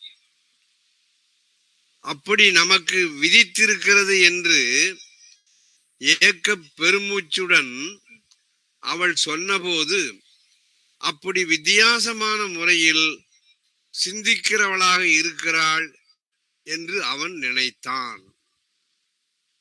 இதுல பாத்தீங்கன்னா ஏதோ ஒண்ணு சொல்ல வர்றார். அந்த மயிலம்மாவுக்கும் மயிலம்மாவை முதலாக பார்க்கக்கூடிய இவனுக்கும் அவள் சொன்ன கூற்றும் நாம இங்க பார்க்கிறோம். இப்ப இதுல நீங்க பார்த்தாச்சுன்னு சொன்னா, நாம தொல்காப்பியத்திலே கூற்று அப்படிங்கிற ஒன்று வரும், மிகேல் பக்தியினுடைய மொழிதல் கோட்பாடு அப்படிங்கிற ஒன்று நமக்கு வரும். இந்த மொழிதல் பற்று அப்படிங்கிற சொல்லும்போது கற்பனையாக மொழிதல் அப்படிங்கிற ஒன்றும் வரும். அப்ப இந்த மொழிதல் கூற்று, இந்த கூற்றிலே இருக்கக்கூடிய வெளிப்படை நிலையிலே இருந்து இவர்கள் 2 பேரும் என்னவாக இருக்கிறார்கள்? இந்த 2 பேருடைய கூற்று நிலையிலேயே, கற்பனையான கூற்று நிலையிலேயே இந்த வாக்கியமானது வேறு எதையோ ஒன்றை உணர்த்துகிறது என்று வாசகனை சிந்திக்க வைக்கிறது இல்லையா? அதை நாம இந்த ஒரு வாக்கியத்தை கூட நாம என்ன எடுத்துக்கொள்ளலாம், இந்த கதையிலே நாம வாசக எதிர்வினைக்கு கூட ஒன்றாக எடுத்துக்கொள்ளலாம். இப்படி நிறைய ஒவ்வொரு இடத்திலேயும் ஓமையாக வருகிறது, நிகழ்வுகளாக செய்திகளாக வருகிறது, கூற்றுகளாக வருகின்றது. இப்படி கதையை படிக்க படிக்க தோண்ட தோண்ட புதிய புதிய வேர்கள் நமக்கு தென்படுவதாக இந்த கதை பிரதியானது அமைந்திருக்கின்றது. இப்பொழுது அரசு வந்துட்டாங்களா? அரசு அரசு இன்னும் வேறு நமக்கு யுவராஜா, நீங்க கேட்கறத வச்சுக்கிட்டு உங்களுக்கு ஏதாவது சந்தேகங்கள் இருந்ததுன்னா நீங்க கேளுங்களேன். அரசு குடும்பமானவரை சீக்கிரமா வந்துருவீங்களா யுவராஜா? இந்த கதையை படித்த சொன்னா தானே உங்களுக்கு இந்த கதையை படிக்க முடியாத சூழ்நிலை இருக்கிறேன். சரி, நல்லது நல்லது நல்லது நல்லது நல்லது. நமக்கு கதை பற்றி பேசக்கூடியவர்கள் முத்தையன் இருப்பாங்க, ராஜா இருக்கிறாங்க. நான் அரசு பேச சொல்லிட்டு அப்படி ஒவ்வொருவரா வரலாம் என்று நான் நினைத்தேன். அரசு இங்கோ இருக்கிறாரு, ஆனால் அவருக்கு அந்த கேட்கக்கூடிய தன்மையானது இல்லை என்று நினைக்கிறேன். யாரோ வர்றாங்க, யார் வர்றாங்க, யார் வேண்டுமானாலும் தங்களுடைய கருத்துக்களை சொல்ல வரலாம். அப்படிதான் நம்ம நேர இடைவெளியை குறைப்பதற்காக ராஜா கூட நீங்க மறுபடியும் வரணும்னாலும் வரலாம். ஒரு வேளை ராஜா வந்ததுக்கு அப்புறம் அரசு பேசணும்னாலும் நம்ம பேசிக்கொள்ளலாம். ராஜா நீங்க வாங்க, சொல்லுங்க பாப்போம். ஐயா வணக்கங்க. சொல்லுங்க. வாய்ப்புக்கு நன்றிங்க. ரெண்டாவது வந்து இந்த கதை ஒரு கண்கள் அப்படின்னு ஒண்ணு ஆரம்பிக்குது. கண்கள் அடிக்கடி கண்கள் முளைக்கிறது அப்படின்னு சொல்லி சொல்றாங்க. இது சொல்லக்கூடிய கண்கள் அப்படிங்கிறது வந்து பிசிக்கலான கண்கள் கிடையாதுங்கிறது நமக்கு நார்மலாவே தெரியும். அப்ப உள்ளத்துல தோன்றக்கூடிய ஒரு பார்வை அப்படின்னு நம்ம அதை எடுத்துக்கலாம். ஒரு தோன்றல் தோன்றி கண்களுக்கு கண்ணுடைய வேலை என்னது? ஒரு விஷயத்தை வந்து ரிசீவ் பண்ணும் தானே. கண்கள் என்ன செய்யும்? கண்கள்ல தோன்றும் தானே. கண்கள்ல ஒரு நடக்கக்கூடிய புற நிகழ்வுகள் தோன்றும் தானே. அப்ப அது மாதிரி புற அகத்துல தோன்றக்கூடிய ஒரு விஷயத்த கண்கள் முளைக்கிறது அப்படின்னு சொல்லி வருது. இது ஒட்டுமொத்த கதையிலயும் வருது. இப்ப இந்த கண்கள் முளைத்துங்கிறது அவனுடைய அகக்கண்கள் தோன்றுவதை அது குறிக்குது அப்படின்னு நம்ம புரிந்து கொள்ள முடியும். இது ஒண்ணு. ஆனா இதுல வரக்கூடிய விஷயம் என்னன்னா, சில பதில்களே இல்லை. மயிலம்மா அப்படிங்கிற ஒரு பெண்ணுக்கும் அவள் வைக்கிற பேருக்கும் அவள் நடந்து கொள்ளக்கூடிய விதத்துக்கும் அவளுடைய புறத்தோட்டத்துக்கும் சம்மந்தம் இல்லை. சரி, தலைமை ஆசிரியருக்கு இவளுக்கும் காதல் வந்ததுக்கான காரணம் அதுல இல்லை. சரி, இந்த மயிலம்மாவும் சக ஆசிரியனான இன்னொருத்தர் இருக்கிறா இல்லைங்களா, இந்த சக ஆசிரியர் இந்த மயிலம்மாவுடைய நினைவு ஏன் அவனுக்குள்ள இருந்துகிட்டே இருக்குதுங்கிறதுக்கும் காரணம் தெரியல. இது கடைசியில இதுவா இருக்குமா அதுவா இருக்குமா, அந்த தோற்ற அழகா அதுவா இதுவா அப்படின்னான ஒரு பல விவாதம் நடந்துகிட்டே இருக்கு. ஒரு பெரிய விவாதம் ஒண்ணு நடக்குது, ஒரு அறிவுசார் விவாதம் நடக்குது. ஆனா அந்த விவாதம் வந்து முழுமையான விவாதம்னா இல்லை. சரி, இன்னொரு பக்கம் போனீங்கன்னா ஏன்னா இது இந்த கேள்விகளா உருவாக்கிக்கிறது தான் பெட்டர்னு நினைக்கிறேன். இந்த கதைகள் அப்படிதான் இருக்கு. கடைசியில பாத்தீங்கன்னா அந்த மொழி தூய்மைவாதியாவே இறந்து விடுறான். இப்ப இந்த டைலாக் அவ சொல்றான். யாருக்கிட்ட சொல்றா? சக ஆசிரியர்கிட்ட சொல்றான். சக ஆசிரியர் அதுக்கு முன்னாடி அவ சார்னு கூப்பிடுவா, திடீர்னு பார்த்தா ஐயான்னு கூப்பிடுவா. இந்த சாருன்னு கூப்பிடுறத திடீர்னு ஐயான்னு ஏன் மாறுதுன்னா, இது ஐயாங்கிறது மொழி தூய்மையினுடைய ஒரு அடையாளம். இந்த மொழி தூய்மைவாதியினுடைய நண்பன் தான் சக ஆசிரியர். அப்ப அவனுக்குள்ள ஒரு நண்பனா இருந்து ஒரு உரையாடலை மேற்கொள்றான். ஆனா கடைசியில சார்னு சொல்லிட்டு பிரிஞ்சு போறான். அப்ப அவளுக்குள்ள இருந்த ஒரு மனபாரத்தை, அவங்க அப்பாவை இறந்து விட்டா, இந்த 2 பொண்ணுகளை அவன் கொடுத்துட்டு சேர்த்து போயிட்டான், அந்த 2 பொண்ணுகள் ஒருத்தர் பொறியாளர் ஒருத்தர் டாக்டர், இந்த தகவலை தன்னுடைய நண்பர் ஒரு ஆப்போசிட் ஜெண்டர் கிட்ட இறக்கி வச்ச உடனே அவன் சாரா மாறிடுறான். அப்ப அவன் இன்னொன்னா மாறிட்டான். அது இறக்கி வைக்கிற வரைக்கும், அந்த விஷயத்த சொல்ற வரைக்கும் ஐயாவா இருக்கிறான். ஏன்னா தன்னுடைய நண்பனுடைய ரோல்ல இருந்து, அதாவது தன்னுடைய கணவனுடைய நண்பன், அப்ப கணவனா இருந்து பிளே பண்றான். சரியா? தன்னுடைய ஒரு பதில், ஒரு என்ன சொல்றது, ஒரு நண்பன்கிற நிலையில ஷேர் பண்றான். அதுக்கப்புறம் பழைய நிலைமைக்கு ஷிஃப்ட் ஆயிடுறான். இந்த இடைவெளிகள்லாம் அந்த கதையில இருக்கக்கூடிய ஒரு சொல்லப்படாத விஷயங்களாவே இருக்கு அப்படிங்கிறதுதான். இதை நான் எப்படி பாக்குறோம் அப்படின்னா, இது உள்ளம் உடல் அப்படிங்கிற ஒரு கனெக்ஷன் இதுக்குள்ள இருக்கு. மொழி தூய்மைவாதிக்கும் மயிலம்மாவுக்கும் காதல் வருவதற்கு ஒரு ஒரு ஷேரிங் தான் காரணமா அமையுது. அது என்ன ஷேரிங் அப்படின்னா, இவ தன்னுடைய விஷயத்தை எதா இருந்தாலும் ஷேர் பண்ணணும்னு நினைக்கிறான். தன்னுடைய மன எண்ணங்கள ஷேர் பண்ணணும்னு நினைக்கிறான். அததான் தன்னுடைய நண்பன்ட்ட இறுதியில ஷேர் பண்றான். அது மாரி ஷேர் பண்ணும்போது உருவாகுன ஏன்னா இவ ஒரு உயர் சாதி குடும்ப பின்னணியிலிருந்து வந்தவ. அவன் மொழி தூய்மைவது ஒரு தலித். ஒரு தலித்துக்கும் உயர் சாதிக்கு இடையில ஒரு காதல் வருது. இப்ப இந்த காதல் முழுக்க முழுக்க உடல் தோற்றத்தால் உருவான காதல். எப்படி நான் சொல்றேன்னா, மொழி தூய்மைவாதி ஷேவ் பண்ணிட்டு இருப்பான். இவள் கருப்பு மை அடிச்சுக்குவா, சேலையை உடுத்துக்குவா, சம்திங் சம்திங் இதெல்லாம் இருக்கும். இந்த இந்த விஷயங்கள் தான் அவங்க காதலுக்கு காரணம். இது இன்னொன்னு சொல்ல போனா, அந்த காதலுக்கு காரணங்கிறது யாருடைய பார்வையிலிருந்து நமக்கு கிடைக்குதுன்னா, அந்த சகாசிரியன் பார்வையிலிருந்து கிடைக்குது. இது உண்மையாவும் இருக்கலாம், பொய்யாவும் இருக்கலாம், ஒரு மாயத்தன்மையாவும் இருக்கலாம். ஏன்னா உங்களுக்கு அது சகாசிரியன் பார்வையில இருந்து அந்த கதைகள் நமக்கு வந்து சேருது. அப்ப சகாசிரியன் பார்வையில அவ ஒரு அழகியா இருக்கிறான், மொழி தூய்மைவாதி ஒரு அழகனா இருக்கிறான். இவங்க 2 பேத்துக்குள்ள ஒரு கனெக்ட் ஆகுது. இந்த கனெக்ஷன் என்னவா மாறுதுன்னா ஒரு அகவழியிலான கனெக்ஷனா மாறல. வர சொல்லிருப்போம்ல. ஐயா ரமேஷ் ஐயா, உங்களை மியூட் பண்ணிக்கோங்க. ரமேஷ் ஐயா. Okay okay. அப்ப இந்த மொழி தூய்மைவாதிக்கும் அழகிக்குமான அந்த தோற்ற காதல் என்ன செய்யுதுன்னா, அவங்களுக்குள்ள ஒரு என்ன சொல்றது, அவன் கடைசியில மொழி தூய்மைவாதியாவே இருந்து இறந்து போயிட்டான ஒரு வார்த்தைய அவன் நண்பர்கிட்ட ஷேர் பண்ணும் வழியாக நமக்கு என்ன தெரியுதுன்னா, அவங்களுக்குள்ள என்ன சொல்லுது, ஒரு விதமான ஒரு ஒரு கருத்தியல் ரீதியான ரிலேஷன்ஷிப் அங்க இல்ல அப்படிங்கிறது ஒண்ணு தெரியுது. 2வது அவங்க அப்பா வந்து இறந்து போயிடறான். ஆனா அவனுடைய கடமையை முடிச்சுட்டு இறந்துடாது. தங்கச்சியான 2வது பொண்ணுக்கு திருமணம் முடிச்சுட்டு தான் இறந்து போறான். அப்ப அவன் கடமையை முடிச்சுட்டு இறந்து போறான்னா, அவன் மனசுக்குள்ள இவ மாற்று திருமணம் பண்ணிக்கிட்டா அப்படிங்கிற விஷயம் உள்ள இருந்து அரிச்சுக்கிட்டே இருக்கு. அப்ப ஒரு செயல், ஒரு புறச்செயல் வந்து ஒரு தந்தைங்கிற கேரக்டர்ல உள்ள இருந்தே அரிச்சுக்கிட்டே இருக்குது. அது விசிபிள் ஆகிறதுக்கு ஒரு டைம் எடுத்துக்கு. ஒரு குறிப்பிட்ட டைம் எடுத்தோன்னே அவன் இறந்து போறான்.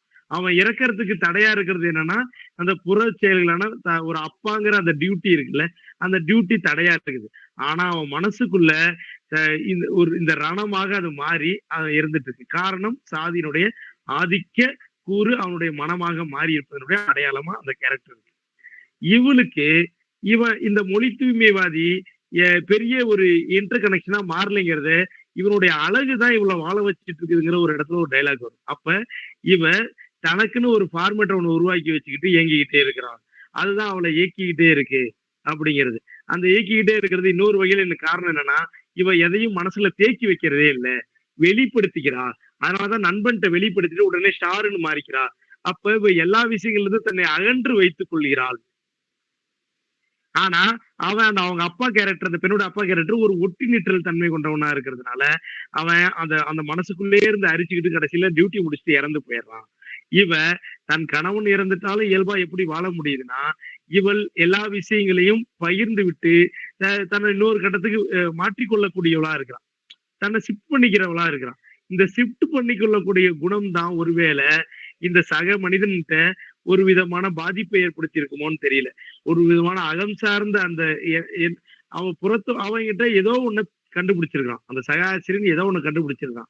அந்த கண்டுபிடிச்சது என்னவா இருக்கலாம் ஒருவேளை அப்படின்னா, அவன் எல்லாரும் புறத்தோற்றம்னு சொல்றாங்கல்ல, புறத்தோற்றம் கிடையாது, அவன் மனசுக்குள்ள இருக்கிற ஏதோ ஒரு விதமான அகத்தோற்றம். அந்த அகத்தோற்றத்தை இங்க கண்டுபிடிக்கிறது அந்த கதையினுடைய ட்ரிக்ஸாவே இருக்கு. அந்த அகத்தோற்றம் விசிபிள் ஆகல. இந்த அகத்தோற்றம் ஒரு வகையில அவனுக்கு எத்தனையோ பெண்களை பார்த்தாலும் இந்த பெண்களை விட்டு நினைவுல இருக்கிறதுக்கு காரணம் இந்த அகத்தோற்றம் தான் ரொம்ப முக்கியமானதுங்கிறது இந்த கதையில தெரிய வருது, இந்த சகாசிரியன் அப்படிங்கிறது. ஆக மொத்தம் இந்த பெண்ணோடு இவன் அகன்று நிற்றலால் இவனுக்கு ஒரு அக உறவு ஒண்ணு உருவாகி வளர்ந்துகிட்டே இருக்குது, கிளை பிரிந்து வளர்ந்துகிட்டே இருக்குது. அவ இல்லைனாலும் இவன் அந்த உறவு இவனுக்குள்ள ஊறி வளர்ந்துகிட்டே இருக்குது. இது எப்படி காவியம், பழைய காவியத்தோடு இவன் தொடர்பு கொண்டிருக்கிறானோ அதே போல இந்த மயிலம்மாவுடைய அகம்ங்கிறது பழையவற்றின் தொடர்ச்சி. அந்த பழையவற்றின் தொடர்ச்சியால இவனோட கனெக்ட் ஆகிறான். இவன் பழைய காவிய மரபோடு கனெக்ட் ஆகி இருக்கிறதும் இவளோட கனெக்ட் ஆகி இருக்கிறது ஒண்ணுதான். புறச்சூழல்ல இவளோட கனெக்ட் ஆகி இருக்கிறதும் எழுத்து வடிவுல காவியத்தோடு கனெக்ட் ஆகி இருக்கிறதும் ஒன்றுதான் அப்படிங்கிற இடத்துக்கு நம்மளால நகர முடிகிறது. காரணம் இவன் ஒரு மரபொலை நினைவு தொடர்ச்சியாக இவனுடைய கேரக்டர் படைக்கப்பட்டிருக்கிறது அப்படிங்கிறதுதான். அதற்கு காரணம் எல்லாவற்றிலும் ஒரு அகன்று நிற்றல் தன்மை கொண்டு அதை என்ன என்று பிரித்து பார்க்கக்கூடியவனாக இவன் இருக்கிறான் சகாசிரியன். மொழி தூய்மைவாதி அப்படி இல்லை, அந்த தந்தை கேரக்டர் அப்படி இல்லை. ஆனா அந்த பெண் கொஞ்சம் வித்தியாசமானவளா இருக்கா. எல்லாவற்றையும் பகிர்ந்து கொடுப்பவளாக இருக்கிறான். அந்த பெண் தான் முக்கியம். இந்த சமூகத்தையே உருவாக்குபவளாக அந்த பெண் இருக்கிறான். இப்ப எல்லா விஷயங்களையும் பகிர்ந்து அளிக்கிறான். சக ஆசிரியனுக்கு தேவையானவற்றையும் பகிர்ந்து அளிக்கிறான். அதே மாதிரி மொழி தூய்மைவாதி தன் கணவனுக்கு தேவையானவற்றையும் பகிர்ந்து அளிக்கிறான். இப்ப ஆக மொத்தம் அந்த மயிலமாங்கிற கேரக்டர் ஒரே நேரத்துல ஒருத்தனுக்கு அகமாவும் இன்னொருத்தனுக்கு புறமாவும் இருக்கிறான். இது ரொம்ப முக்கியமானதா படுது. இந்த மயிலமாங்கிற அந்த கேரக்டர் அந்த பெயருக்கு ஏற்ப அவ கிடையாது. முதல்ல அவளுடைய ஆக்டிவிட்டிஸ்க்கு அந்த பெயருக்கு தொடர்பு இல்லை. அது விதிக்கப்பட்டிருக்கிறதுன்னு ஒரு இடத்துல வருது. எனக்கு இது விதிக்கப்பட்டிருக்குதுன்னு வருது. அப்ப அவள் லைஃப் ஸ்டைல் வேற, அவள் மயிலமாங்கிறது பேர் வேற. ஆனா அப்ப இது ரெண்டும் வெவ்வேறையா இருக்கிறதுனால அவளுக்குள்ள இன்னொரு குணாதிசயம் ஒண்ணு அவளுக்கு தெரியாம ஒண்ணு இருக்குது. அதை கண்டடைகிறவன் சகாசிரியனா இருக்கிறான். அவன் கண்டடைகிறதுக்கு அவனுக்கு காவியத்தோடு உறவு கொண்ட மரபொழி தொடர்ச்சி காரணம் அமையுது. ஆனா மொழி தூய்மைவாதி அப்படி ஒரு கண்டுபிடிப்பு நிகழ்த்தல.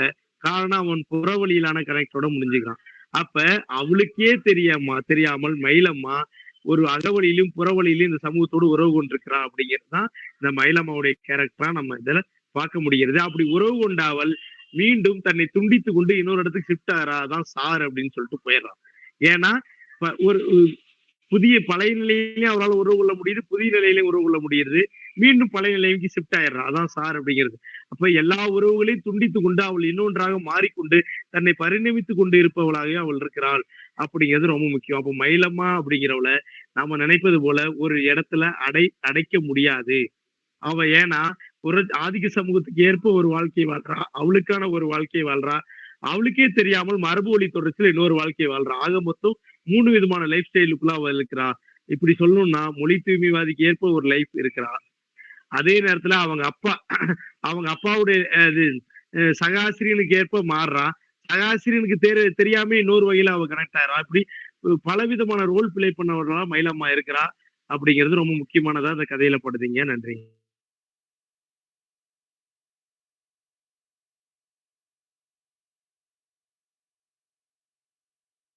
ஐயா மியூட் பண்ணிருக்கீங்கன்னு நினைக்கிறேன். ஐயா நீங்க மியூட் பண்ணிட்டு பேசிட்டு இருக்கீங்கன்னு நினைக்கிறேன்.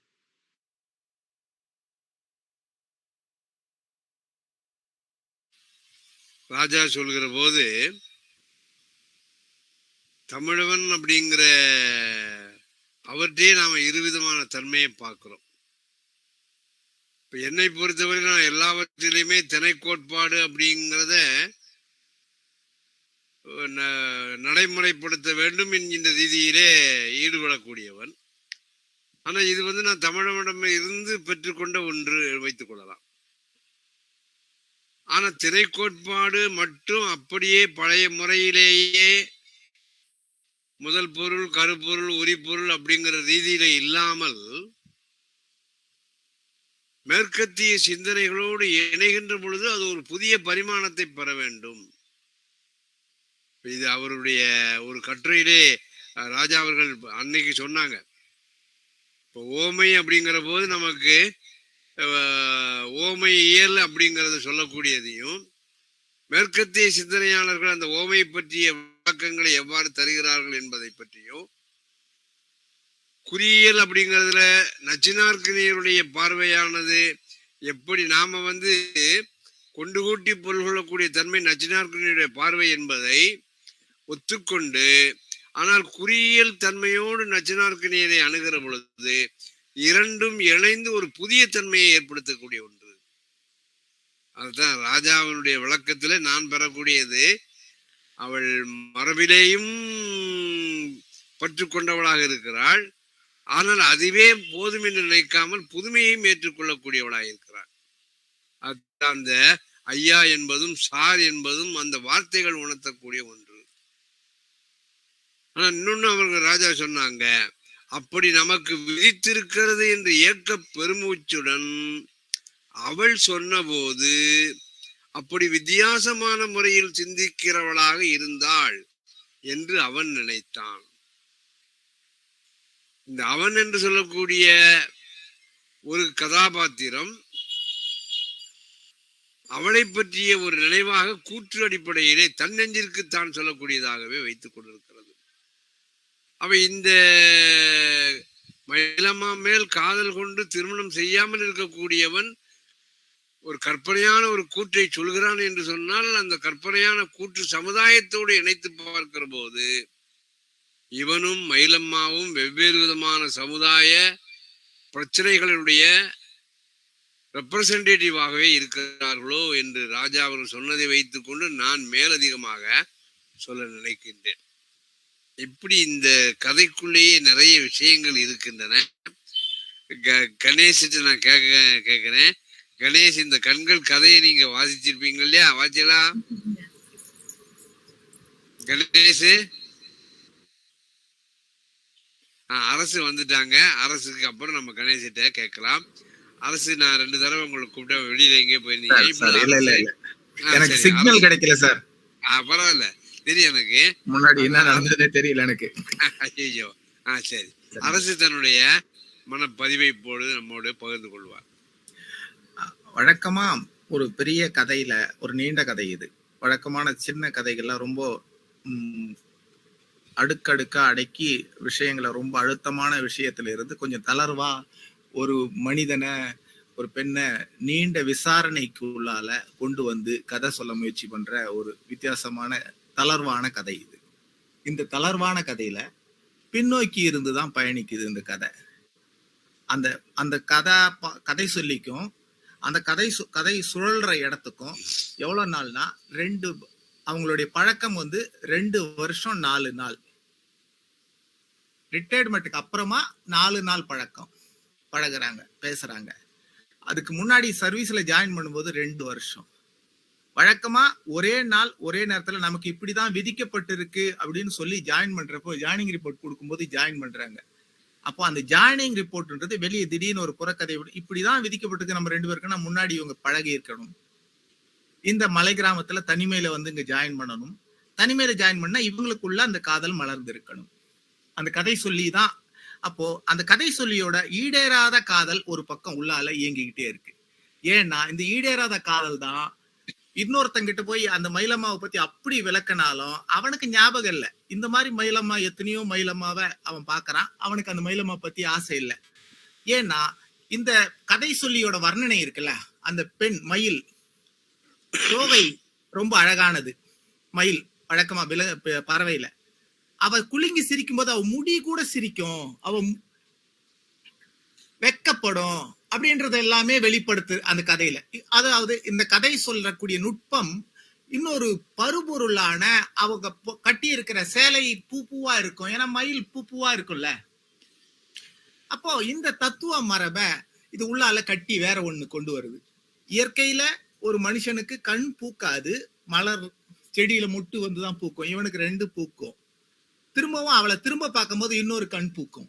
அப்போ இந்த அகத்திறப்பு இருக்குல்ல, அந்த கண் அப்படின்றத நான் இப்படி யோசிக்கிறேன். அகத்திறப்பு, அவனும் அவளுமான ஒரு அகத்திறப்பு ஏற்படும் நினைக்கிறான். ஆனா திடீர்னு போய் அந்த பொன் அந்த இன்னொரு நண்பரோட, அந்த தலைமை ஆசிரியரோட உறவுல இருக்கிறது, அவங்க முகத்தை பாத்துக்கிறது, அதெல்லாம் அவருக்கு ஒரு பெரிய விஷயம் இல்லை. ஒரு நிறைய பேர் கூடி வேலை செய்யற இடத்துல யாரோட என்னவோ இருக்கலாம், அவனை வாட்ச் பண்ணிக்கிட்டே இருக்கான் கடைசி வரைக்கும். ரிட்டையர்மெண்ட்டுக்கு அப்புறமாவும் அவளை வாட்ச் பண்றான். அப்பதான் கேட்கிறான், என்னன்னு கேட்கிறான். 2 குழந்தைகள், 1 மருத்துவம், இன்னொன்னு பொறியியல். அப்போ இதுக்கு இடையில இருந்த விஷயங்கள் அந்த 2 வருஷத்துக்கு அப்புறமா இவங்களுக்கு அருந்து போயிடுது. அருந்து போன பூவும் நினைவு உள்ள இருக்குது. அப்ப நீங்க அடிக்கடி சொல்லக்கூடிய அந்த லாங் அண்ட் பரோல், அந்த மூளைக்குழால இருக்கக்கூடிய சேமிப்பு கணக்கு இருக்குல்ல, இந்த சேமிப்பு கணக்கு தான் அவங்க கிட்ட பத்திரமா இருக்கு. நம்ம வங்கியில போட்டு வச்ச கணக்கு சரியா இருக்குல்ல, 1 லட்சம் ரூபாய் போட்டு வச்சா எவ்வளவு வட்டி வரும்னு பார்த்துக்கிட்டே இருப்போம்ல வெளியே இருந்து. அந்த மாதிரி மயிலம்மாவோட நினைவு தான் இந்த கதை சொல்லியோட மொத்த நினைவுலையும் அப்படியே ஒரு இங்கில் அடிச்ச ஒரு ரப்பர் ஸ்டாம்ப் மாதிரி அவனுக்குள்ள மனசுக்குள்ள படிஞ்சிருக்கு. அந்த படிமம் திரும்ப திரும்ப திரும்ப திரும்ப எத்தனை பேரை சந்திக்கும் போதும் வருது. ஆனால் இந்த கதை சொல்லியோட வாழ்க்கை முறையை பத்தி எங்கேயுமே பேசப்படுறது இல்லை. கதை சொல்லிக்கு திருமணம் ஆச்சா, கதை சொல்லிக்கு என்ன நிலைமையில இருக்கா, கதை சொல்லி வேற யாரையாவது சந்திக்கிறானா, அவனுக்கு வேற யாரோட ஒரு அதெல்லாம் கிடையாது. இதை சுத்தியே நடந்துகிட்டு வருது. அப்போ இந்த மேல இருந்து கீழே இருந்து திரும்ப அந்த முதுமை வயதுல இருந்து ஜாயின் பண்ணும்போது என்ன, ஒரு 30 வயசு 22 வயசுல ஜாயின் பண்ணிருக்கலாம். 60 வயசுக்கு அப்புறமா தான் ஒரு ஆபீஸ்ல தான் இவங்க சந்திக்கிறாங்க. திரும்பவும் ஒரு 30 ஆண்டு காலம் அல்லது 25 ஆண்டு காலம் பழைய நினைவை திரும்ப போட்டு ரீபேக் பண்ணி பாக்குது. அதே மாதிரி போதி மரம் அப்படின்னு சாரோட பழைய கதையில இருக்கக்கூடிய அந்த கதையோட தொடர்ச்சியோட வீழ்ச்சி இதுல இருக்கு. அப்படின்னா அங்க சாதி சர்டிபிகேட் வாங்க போய் கிடைக்காம அடிபட்டு வெளியே போறான். சாதியை தாண்ட முடியல அவனால. ஆனா இங்க இந்த கற்பனா பாத்திரத்துல சாதியை இந்த பெண் தாண்டுது, இந்த இணைப்பை ஏற்படுத்துது. அவன் வெளியே கூட்டிட்டு போய் அவனை ஆசுவாசப்படுத்துற பெண்ணோட கூட அவனால அங்க இருக்க முடியல. திரும்ப அவன் அங்கிருந்தே போயிடுவான். இங்க இவ ஒரு பெரிய தாண்டுதல, சமூக தாண்டுதல நிகழ்த்துறா. தந்தையோட மரணத்தை கூட ஏத்துக்கிட்டு, மரணம் பெரிய விஷயமா தெரியல, தங்கையோட இடைநிறுத்தல் பெரிய விஷயமா தெரியல, இந்த தொடர்ச்சியை செய்யறா. அவன் இயற்கையிலேயே தான் செத்து போகிறான் ரொம்ப நாள் கழிச்சு. அதுக்கு பின்னாடிதான் அதையும் தாண்டி நடந்து வர்றா. ஏன்னா 2 குழந்தைகள் இருக்கு, ஒண்ணு மருத்துவம், ஒண்ணு பொறியியல்ட்டு. அப்போ இதுக்காக வாழ ஆரம்பிக்கிறா. அப்போ அவ ஒரு சைக்கிள்ல, வேற மாதிரி ஒரு சைக்கிள்ல இருக்கா. இவனுக்கு இன்னொரு கதை சொல்லிக்கு இன்னொரு சைக்கிள் இருக்கு. அப்போ இந்த சமூக அர்த்தங்களை வேற படிநிலையிலிருந்து இது பாக்குது இந்த கதை. அந்த தந்தையோட பலியை பார்த்து பயப்படவே பயப்படாத ஒரு பெண். ஆனா அப்படிப்பட்ட பயப்படாத பெண்ணா அந்த கதை அறிமுகத்துல முதல் அறிமுகமே ரொம்ப சென்சிட்டிவான பெண்ணா அந்த பெண்ணை அறிமுகப்படுத்தி காமிக்கிறது. ஏன்னா அந்த பாத்ரூம்ல போய் அந்த கர்ச்சிப்ல தொடச்சிட்டு வெள்ளை டவல்ல தொடச்சிட்டு வெளியே வரும்போது இவன் பாத்துருவான். அன்னைக்கு சார்னு பேசுறத நிறுத்திப்பா கொஞ்ச நாள். அப்புறம் கொஞ்ச நாள் கழிச்சு அப்பா எவ்வளவு சென்சிட்டிவா இருந்தா, இது ஏன் இஷ்டம், நான் அவனோட இருக்கேன் அப்படின்னு சொல்ற ஒரு மாடர்ன் லைஃப்ல இல்லாவோ சென்சிட்டிவ் இருக்கு. அந்த சென்சிட்டிவ் அப்பாவோட இறப்பை தாண்டுது. இந்த சென்சிட்டிவ் என்ன செய்திருக்கணும், அப்பா கண்டிச்சிருக்கும் போது குழந்தைய ஸ்கூல்ல அந்த தங்கைய பள்ளியில இருந்து நிறுத்தி இருக்க சொல்ல அவனோட இருந்து உறவு முறிச்சிருக்கணும். அவனோட இருந்து உறவு முறிக்கல, தொடருது, திருமணம் நடக்குது, குழந்தைகள் பெறாங்க. ரிட்டையர்மெண்ட்டுக்கு அப்புறமாவும் அவனுடைய இறப்பையும் தாண்டி இருக்கிறாங்க.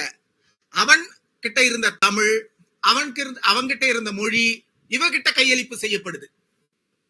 இவ வழக்கமா சாருன்னு சொல்றத விட்டுட்டு ஐயான்றான். அது விளக்குறா. உங்க நண்பர் இருக்காரு, அவர் கடைசியில உடல்நல குறைவால ஹாஸ்பிட்டல் இருக்கு சொல்ல, உங்களுக்கு ஜுரம்னு சொல்லி டாக்டர் சொல்லும் போது அதை திருத்திட்டே போயிட்டான் அந்த ஆளு. அப்போ இது அங்க கையளிப்பு செய்யுது. அப்போ இவன் கல்வி அந்த மாதிரியான ஒரு செட்டப் குள்ள வரும்போது சமூக அடையாளத்துல மேல் கீழ்ன்றத தாண்டறத கல்வி முறை கத்து கொடுக்குது. அந்த கல்வி முறையை கையில எடுக்கிற அந்த மயிலமான்ற அந்த பெண் அதை ஏத்துக்கிறா, அதை செயல்படுத்தி பாக்குறா. அந்த பிராக்டிக்ஸ் பண்ணும்போது அந்த குடும்பம் என்ன மாதிரியான தலைவலிகளை, என்ன தொந்தரவுகள் எல்லாம் அனுபவிக்கும். இன்னைக்கு டெய்லி நம்ம பாக்குற கதை தான் இது. ஆனா இந்த கதையை இன்னொரு மாதிரியா போதி மரத்தோட கதையையும் இதையும் இணைச்சு, அப்புறமா சாரோட இன்னொரு நாவலான சரித்திரத்தில் படிந்த நிழல்கள்ல இருக்கக்கூடிய அந்த பச்சைராஜன் மாதிரியான இன்னொரு விஷயத்தோட இது இணையும் போது பல கூட்டு கதைகளுடைய சின்ன பாத்திரமா வேற ஒரு வடிவமா அதை எல்லாத்தையும் நிறமிழக்க வச்சு இது ஒரு புதிய கதையா வர்ணமா இது தீட்டப்படுது. அந்த வர்ணம் தீட்டல் தான் அந்த மயிலம்மா. அந்த வர்ணத்துலதான் அந்த மயிலம்மாவுடைய உடல் பொலிவு, அந்த மயிலம்மாவுடைய அந்த இயற்கையோட அமைப்பு, அது எல்லாத்தையும் வெளிப்படுத்துறதுக்கு இன்னொரு வேற ஒரு நிலையிலிருந்து இது ஜொலித்து வெளியே வருது. அப்போ வழக்கமா இந்த மாதிரியான விஷயத்த சொல்லும் போது இது பாலா மாறி இருக்கணும். அதுல பால் உணர்வு தெரியல, பால் உணர்வா மழுங்கடிக்கப்படுது. ஆனா இதுல பால் உணர்வு இல்லைன்னு சொல்ல முடியாது. ஏன்னா இவன் தொடர்ந்து அவளை ரசிக்கிற கதை சொல்லி ரசிக்கிற ரசிகனா இருக்கான். அவ்வளவு ரசனையா ரசிச்சு ரசிச்சு ரசிச்சு அடையாளப்படுத்துறான். அந்த ரசனை இன்னொரு விதமா இதை நிறமிழக்க செய்து இன்னொரு செட்டப்ல போகிறான். அப்ப எப்போ எந்த வயசுல சொல்றான் அந்த கதை சொல்லினா, தன்னுடைய ரிட்டையர்மெண்ட்டுக்கு அப்புறமா தன்னுடைய பழைய நினைவை 30 ஆண்டு கால நினைவை எட்டி திரும்ப பாக்குறான். அது இந்த கதை சொல்லில இந்த கதைக்குள்ளால வேற ஒரு ரூபமா வெளிப்படுது. அப்போ இந்த ரூபத்தை அழிச்சு ஒரு அரூபமா மாத்தி கதையை கொண்டு வரக்கூடிய தன்மையிலிருந்து இந்த கதை வருது.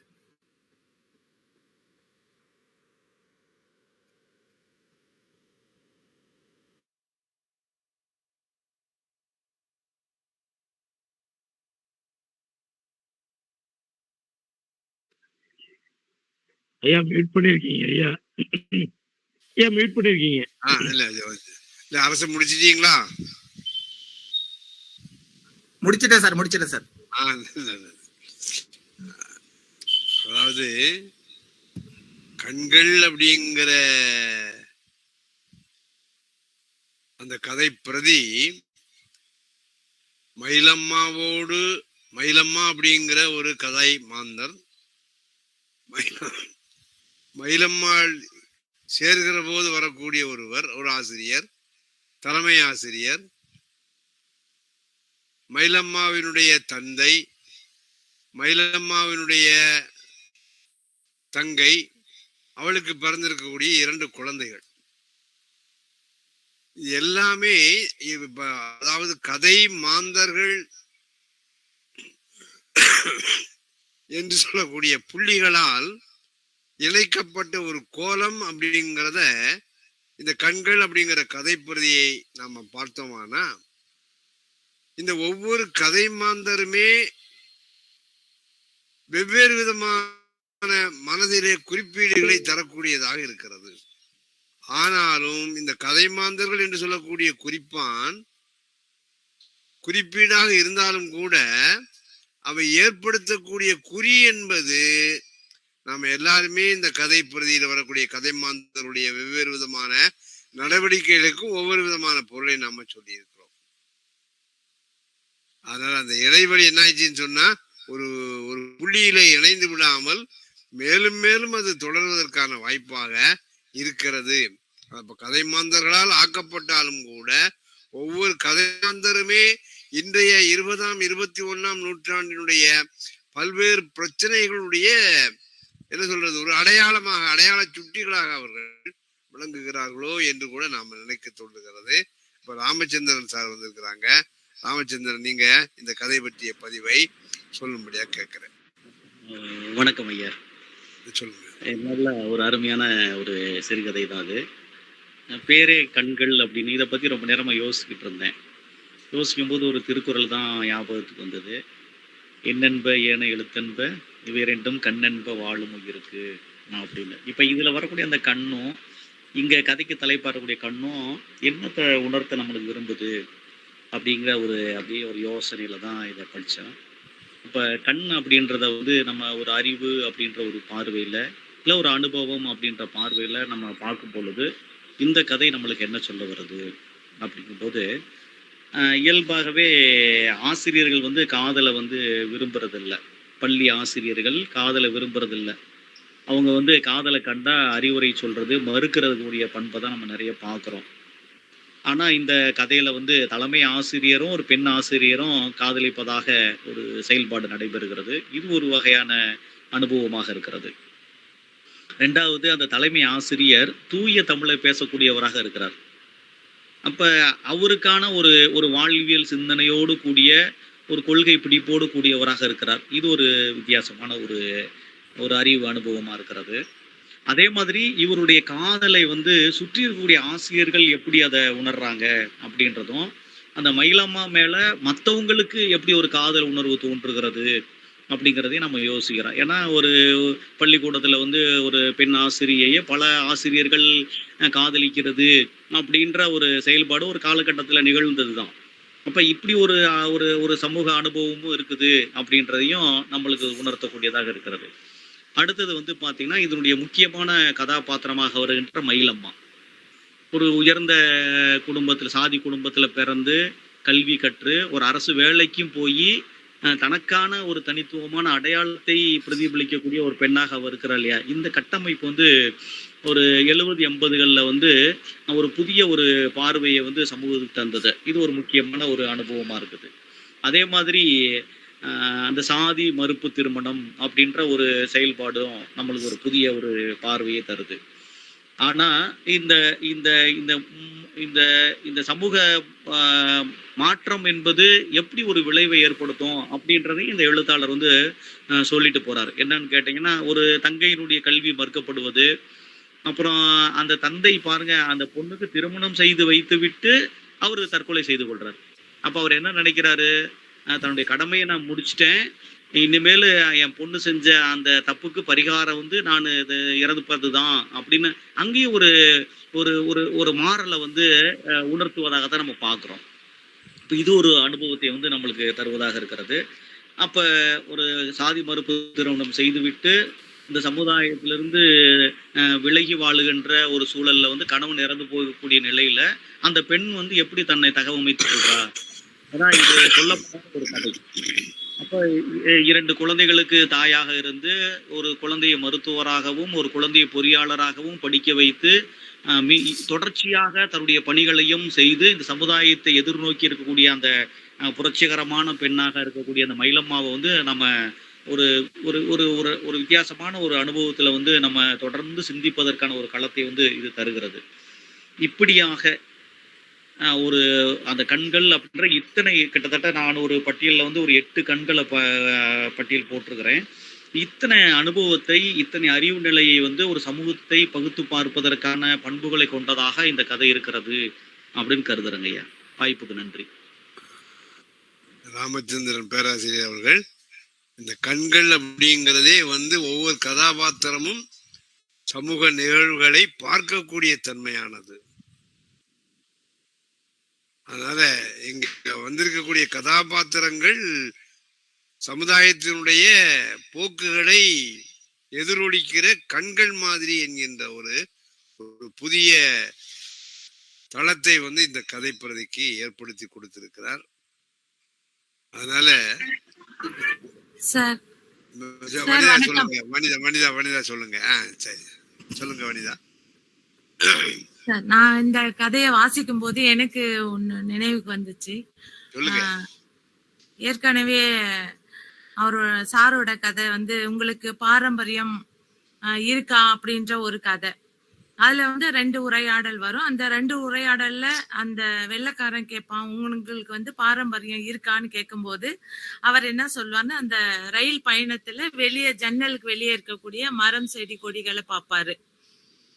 அதே போல இங்க இந்த கதையில இந்த மயிலம்மாவை ஒரு இயற்கையோட தோற்றமா வருது.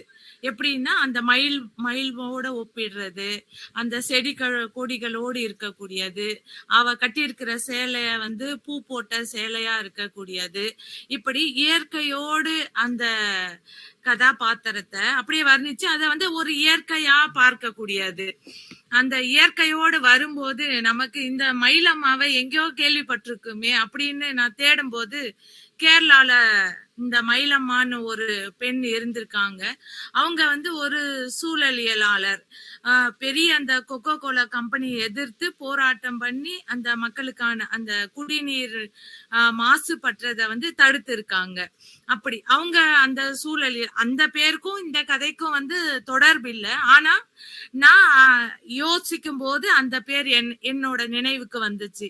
அப்படி பார்க்கும்போது நினைவுல வந்த அந்த பெயரை நான் யோசிக்கும் போது அப்ப வந்து அதுவும் அந்த சூழல் அந்த பேர் எப்படி வந்து நமக்கு சம்பாலால ஹிட்லரை வந்து இன்னொரு ஹிட்லரா நமக்கு வந்து அந்த ஹிட்லரை நினைவுபடுத்துதோ அது போல இங்க வந்து அந்த மயிலம்மாவை ஒரு பள்ளி ஆசிரியர், அதுவும் இயற்கையோடு தொடர்பு படுத்தக்கூடிய ஒரு பெண்ணாகவே அந்த பெண் வருது, பயணிக்குது. அப்படி பயணிக்கிற அந்த கதையில பல இடங்கள்ல அவங்க 2 பேருக்குள்ள உறவு, அவங்களுக்குள்ள இருக்கக்கூடிய அந்த நட்பு, இது எல்லாமே வந்து வெளிச்சமா காட்டல. எல்லாமே ஒரு அதாவது அமுங்கல் மொழியில, ஒரு மங்கலான மொழியில அந்த கதை வந்து பயணிச்சுட்டே வருது. அத வந்து அவங்க 2 பேருக்குள்ள இருக்கக்கூடிய அந்த உறவை வெளிப்படையா பேசியிருக்கலாம். இல்ல இப்ப இருக்கக்கூடிய இந்த 21ஆம் நூற்றாண்டுல இருக்கக்கூடிய இந்த 21ஆம் நூற்றாண்டினுடைய அந்த சமூகத்தினுடைய வெளிப்பாடாக கூட அதை வந்து வெளிப்படுத்தி இருக்கலாம். ஆனா அப்படி வெளிப்படுத்தாம அது வந்து தள்ளி நின்னு பாக்குது, இல்ல மங்கலாக்கி அத நீ எது வேணா யோசிச்சுக்கோ அப்படின்ற ஒரு பார்வைக்குள்ள அந்த கதை பயணிக்குது. அதே போல அந்த 3 கண்ணு 3 முறை பாக்குறது, 3 முறைக்கு அடுத்து 4வது நாள் 3 நாள் சந்திக்கிறாங்க. 4வது நாள் வந்து அதுக்கப்புறமா பார்த்ததே இல்லை, 4வது நாள் பிரிஞ்சு போறாங்க. இந்த கண்ணுக்கான ஒரு தொன்ம கதை கூட நம்ம கிட்ட இருக்குன்னு தான் நம்ம சொல்லணும். ஏன்னா அந்த இந்திரன் வந்து அந்த முனிவர் பேர் சரியா நினைவில்லை. அந்த இந்திரன் வந்து அந்த முனிவரோட மனைவிய வந்து புணர்ச்சியில் ஈடுபடும் போது திரும்ப அந்த முனிவர் வந்து பார்க்கும் போது இந்திரன் இருக்கும்போது அந்த இந்திரன் உடம்பு ஃபுல்லா யோனியா போகணும் அப்படின்ற ஒரு கதையும் உண்டு. இல்லைன்னா அவனுடைய அந்த உடல் முழுக்க கண்களா போகணும்ன்ற 2 விதமான ஒரு கதையும் நமக்கு இருக்கு. அப்போ அந்த பெண்ணை பார்க்கும்போது அவனுக்கு வந்து முதல்ல 2 கண்ணு பூக்குது. அதுக்கடுத்து திரும்பவும் ரொம்ப நாள் கழிச்சு அந்த பெண்ணை அவன் சந்திக்கும் போது அந்த கண்ணு திரும்பவும் அவனுக்கு பூக்குது. 3ஆவதா ஒரு கண் வந்து அவனுக்கு வருது. இது எல்லாமே நமக்கு வந்து இயற்கையோடு தொடர்பு படுத்துறத நினைவுபடுத்துறது மாதிரியும் இருக்குது. இத வந்து இன்னொன்னையும் நம்ம வந்து இணைச்சு பார்க்கலாங்க சார். ஏற்கனவே சொல்லப்பட்ட மனிதர்கள் அந்த ஜானுடைய தாத்தா படுத்து கிடப்பாரு. அப்படி படுத்து கிடக்கிற அந்த ஜான் தாத்தாவுடைய தொப்புல வந்து மரம், செடி, கிளை இது எல்லாமே முளைச்சு அந்த ரூம் முழுக்க பரவி கிடக்கும். அப்போ அந்த நம்முடைய அந்த தமிழ் வரலாறு இருக்குல்ல, அந்த இயற்கையோடு இணைந்து இருக்கக்கூடிய அந்த வரலாற அத வந்து சொல்லுது. தமிழ் தன்மையில இந்த கதை உருவாகி இருக்கலாம் அப்படின்னு எனக்கு தோணுச்சுங்க சார். அது இல்லாம ஒரு இயற்கையோடு கலந்த ஒரு மாயத்தன்மையில இது வந்து வெளிப்பட்டு இருக்குமோ அப்படின்ற ஒரு எண்ணம் எனக்குள்ள வந்துச்சுங்க சார். வனிதா வந்து நேச்சர் அதற்கு எதிரிணையாக இருக்கக்கூடிய கல்ச்சர் அப்படிங்கிற லெவிஸ்ட்ராஸனுடைய ஒரு சிந்தனையை நமக்கு நினைவுபடுத்தினாங்க. இதே இதை நம்ம மாத்தி போடுகிற இந்த எதிரணையை மாத்தி போடுகிற போது கல்ச்சர் அப்படிங்கிற 2ஐயும் இணைக்கக்கூடிய ஒன்றாக மயிலம்மாள் இருக்கிறாள். அதனால் எதிரினுடைய தன்மை அப்படித்தானே. நாம வழக்கமாக வைக்கப்பட்டிருக்கக்கூடிய வலது பக்கத்தில் உள்ளதை உயர்வாகவும் இடது பக்கத்தில் இருக்கக்கூடியதை உயர்வாகவும் வலது பக்கத்தில் இருக்கக்கூடிய தாழ்வாகவும் நினைத்துக் கொண்டிருக்கக்கூடிய எதிரணையை சற்றே மாற்றி போட்டால் நமக்கு என்ன ஆகுறது, நேச்சர் வெர்சஸ் கல்ச்சர் அப்படிங்கிறத கல்ச்சரை நம்ம மாற்றி மயிலம்மாவோடு அதை பொருத்தி பார்க்கிற போது லெவிஸ்ட்ராஸ் நமக்கு ஒரு புதிய தளத்தை இந்த கதையிலே உருவாக்கி இருக்கிறார். இன்னொன்னே நாம சொல்லணும், நம்ம ஜார்ஜ் லூயி ஃபோர்கே அதுக்கப்புறம் சல்மான் ருஷ்டியினுடைய சில கதைகளை எல்லாம் நாம் வாசிக்கிற போது அவையும் இந்த மாதிரி ஒற்றை தளத்தில் இயங்காமல் பல்வேறு விதமான அர்த்த பரிமாணங்களை அர்த்த தளங்களை கொண்டிருக்கின்றது. ஆனா இங்க நீங்க பார்த்தாச்சுன்னு சொன்னா ஒவ்வொரு பேராவும் அந்த பத்திக்குள் அமைந்திருக்கக்கூடிய ஒவ்வொரு தொடரும் அந்த தொடரிலே இடம்பெற்றிருக்கக்கூடிய ஒவ்வொரு சொல்லுமே வந்து ஒற்றைத்தன்மை கொண்டதாக இல்லாமல் பன்முகத்தன்மை கொண்டதாக இருக்கிறது. இப்ப நாம எதுக்காக நான் சொல்றேன்னா, ஃபோர்கேயோ அல்லது சல்மான் ருஷ்டியினுடைய கதைகளை விட இவர் கதை தாண்டி வந்திருக்கிறது என்பதை நம்ம ஒரு பெருமிதத்தோடு குறிப்பிட வேண்டியதுதான். அவருடைய கதையானது 1 அல்லது 2 தளங்களைத்தான் கொண்டிருக்கும். ஆனால் இந்த கதையானது நீங்க இன்னும் நாளைக்கோ அல்லது இப்போ ஒரு அரை மணி நேரம் கழிச்சு இந்த கதையை வாசிச்சீங்கன்னா இந்த கதையில வரக்கூடிய பத்திகளோ வாக்கியங்களோ சொற்களோ உங்களுக்கு வேறொரு அர்த்தத்தை தரக்கூடியதாக இருக்கும். ஆகவே இந்த கதை சொல்லியை யாரும் வர்றாங்களா? நான் ராஜாங்க ஒரே ஒரு சொல்லுங்க ராஜா. வனிதாக்கா சொன்னதனுடைய தொடர்ச்சி, அது கொஞ்சம் ரொம்ப முக்கியமான விஷயம். அந்த இயற்கைன்னு சொன்னது, ஏன்னா உதட்டு சாயம் பூசிக்கொள்ளவில்லைன்னு ஒரு இடம் வரும். அப்ப இவளுக்கு உதட்டு சாயங்கிறது முழுக்க ஒரு செயற்கைத்தனமான ஒண்ணு. அது இவகிட்ட இல்ல அப்படிங்கறது அந்த கதையில பதிவு பண்ணப்பட்டிருக்கும். அதனால இயற்கையின் குறியீடு அது ரொம்ப முக்கியமான விஷயம். ஏன்னா கண்கள் அப்படிங்கிறது இப்ப நான் யோசிச்சு பார்க்கும்போது தொல்காப்பியத்துல காதல் தோன்றுவதற்கு பேசே, நமக்கு சங்க இலக்கியத்துல காதல் தோன்றுவதற்கு பேசே சந்தித்துக் கொள்ளுதல் தான். அப்ப கண்கள் தான். நாட்டம் 2 கூட்டி உரைத்தல்னு ஒரு இடம் வரும்னு நினைக்கிறேன் கலவியல்ல. அப்ப நமக்கு கண்கள் தான் பேஸ். நாட்டம்ங்கிறது அவங்க கண்களை குறிக்கிறதுன்னு நான் நினைக்கிறேன். அப்ப கண்கள் தான் காதலுக்கு பேஸுங்கிறது நம்மளுடைய சங்க இலக்கிய தமிழ் மரபு அது. அப்ப அந்த மரபின் தொடர்ச்சி தான் இவளுக்குள்ள அந்த காதல் வருவதற்கான. முன்னாடி நான் யோசிச்சேன், ஏன்டா காதலுக்கு என்ன காரணம்னு யோசிக்கும் போது இப்ப நமக்கு என்ன தோணுதுன்னா, இது சங்க இலக்கியத்தின் தொடர்பொலி ஒரு மரபு காதல் அப்படிங்கிறது. காலகாலமா அடக்கப்பட்ட அவள் 2 வாழ்க்கையை மேற்கொள்றான். மயிலம்மாங்கிறது அவளுடைய பேரு. ஆனா அவளுக்கு பிடிச்ச வாழ்க்கைங்கிறது வேற இருக்குது. அவ 2 விதமான குணம் கொண்டவளா இருக்கு. விதிக்கப்பட்டிருக்கிற இந்த வார்த்தையிலிருந்து அதை யூகித்துக் கொள்ள முடிகிறது. மயிலம்மா ஒரு இன்விசிபிள் சார்ந்த ஒரு செயல்பாட்டு வடிவம் கொண்டவள். அவளுடைய செயல்பாடு விசிபிள் ஆனது கிடையாது. ஆனா அவளுடைய காதலே ஒரு புரட்சிகரமானது. அப்படிங்கிறது இப்ப எனக்கு தோணுது. ஏன்னா அவன் யார சூஸ் பண்றான்னா ஒரு கோட்பாட்டுவாதியை சூஸ் பண்றான். ஏன் கோட்பாட்டுவாதியை சூஸ் பண்றான்னா இவள் ஒரு கோட்பாட்டுவாதியாக வாழ்வதற்கு சமூகம் விசிபிளா அனுமதிக்கல. அப்ப ஒரு மாற்று கேரக்டர் வழியா தன்னை வந்து தன்னுடைய கேரக்டரை தன்னுடைய அடையாளத்தை எக்ஸ்போஸ் பண்ண விரும்புறான். அதனாலதான் மயிலம்மா ஒரு கோட்பாட்டுவாதியை சூஸ் பண்ணி ஷேர் பண்ணி காதல அடுத்த கட்டத்துக்கு எடுத்துட்டு போறான். இது அப்ப ஆனா அவன் எப்படி இருக்கிறான் தலைமை ஆசிரியர்னா ஒரு புறத்தின் வழியாக தன்னை வெளிப்படையாக நான் ஒரு மொழி தூய்மைவாதின்னு காட்டிக்கொள்ளக்கூடியவன், தன் உடலாலும் மனத்தாலும் மொழி தூய்மைவாதியாக வாழ்பவன். அதனாலதான் பெரிய புரட்சிகரவாதியாக அவன் மாறவில்லை. ஏனென்றால் அவனுக்குள்ள ஒரு இடைவெளி இல்லை. ஆனா இவள் அப்படி இல்ல.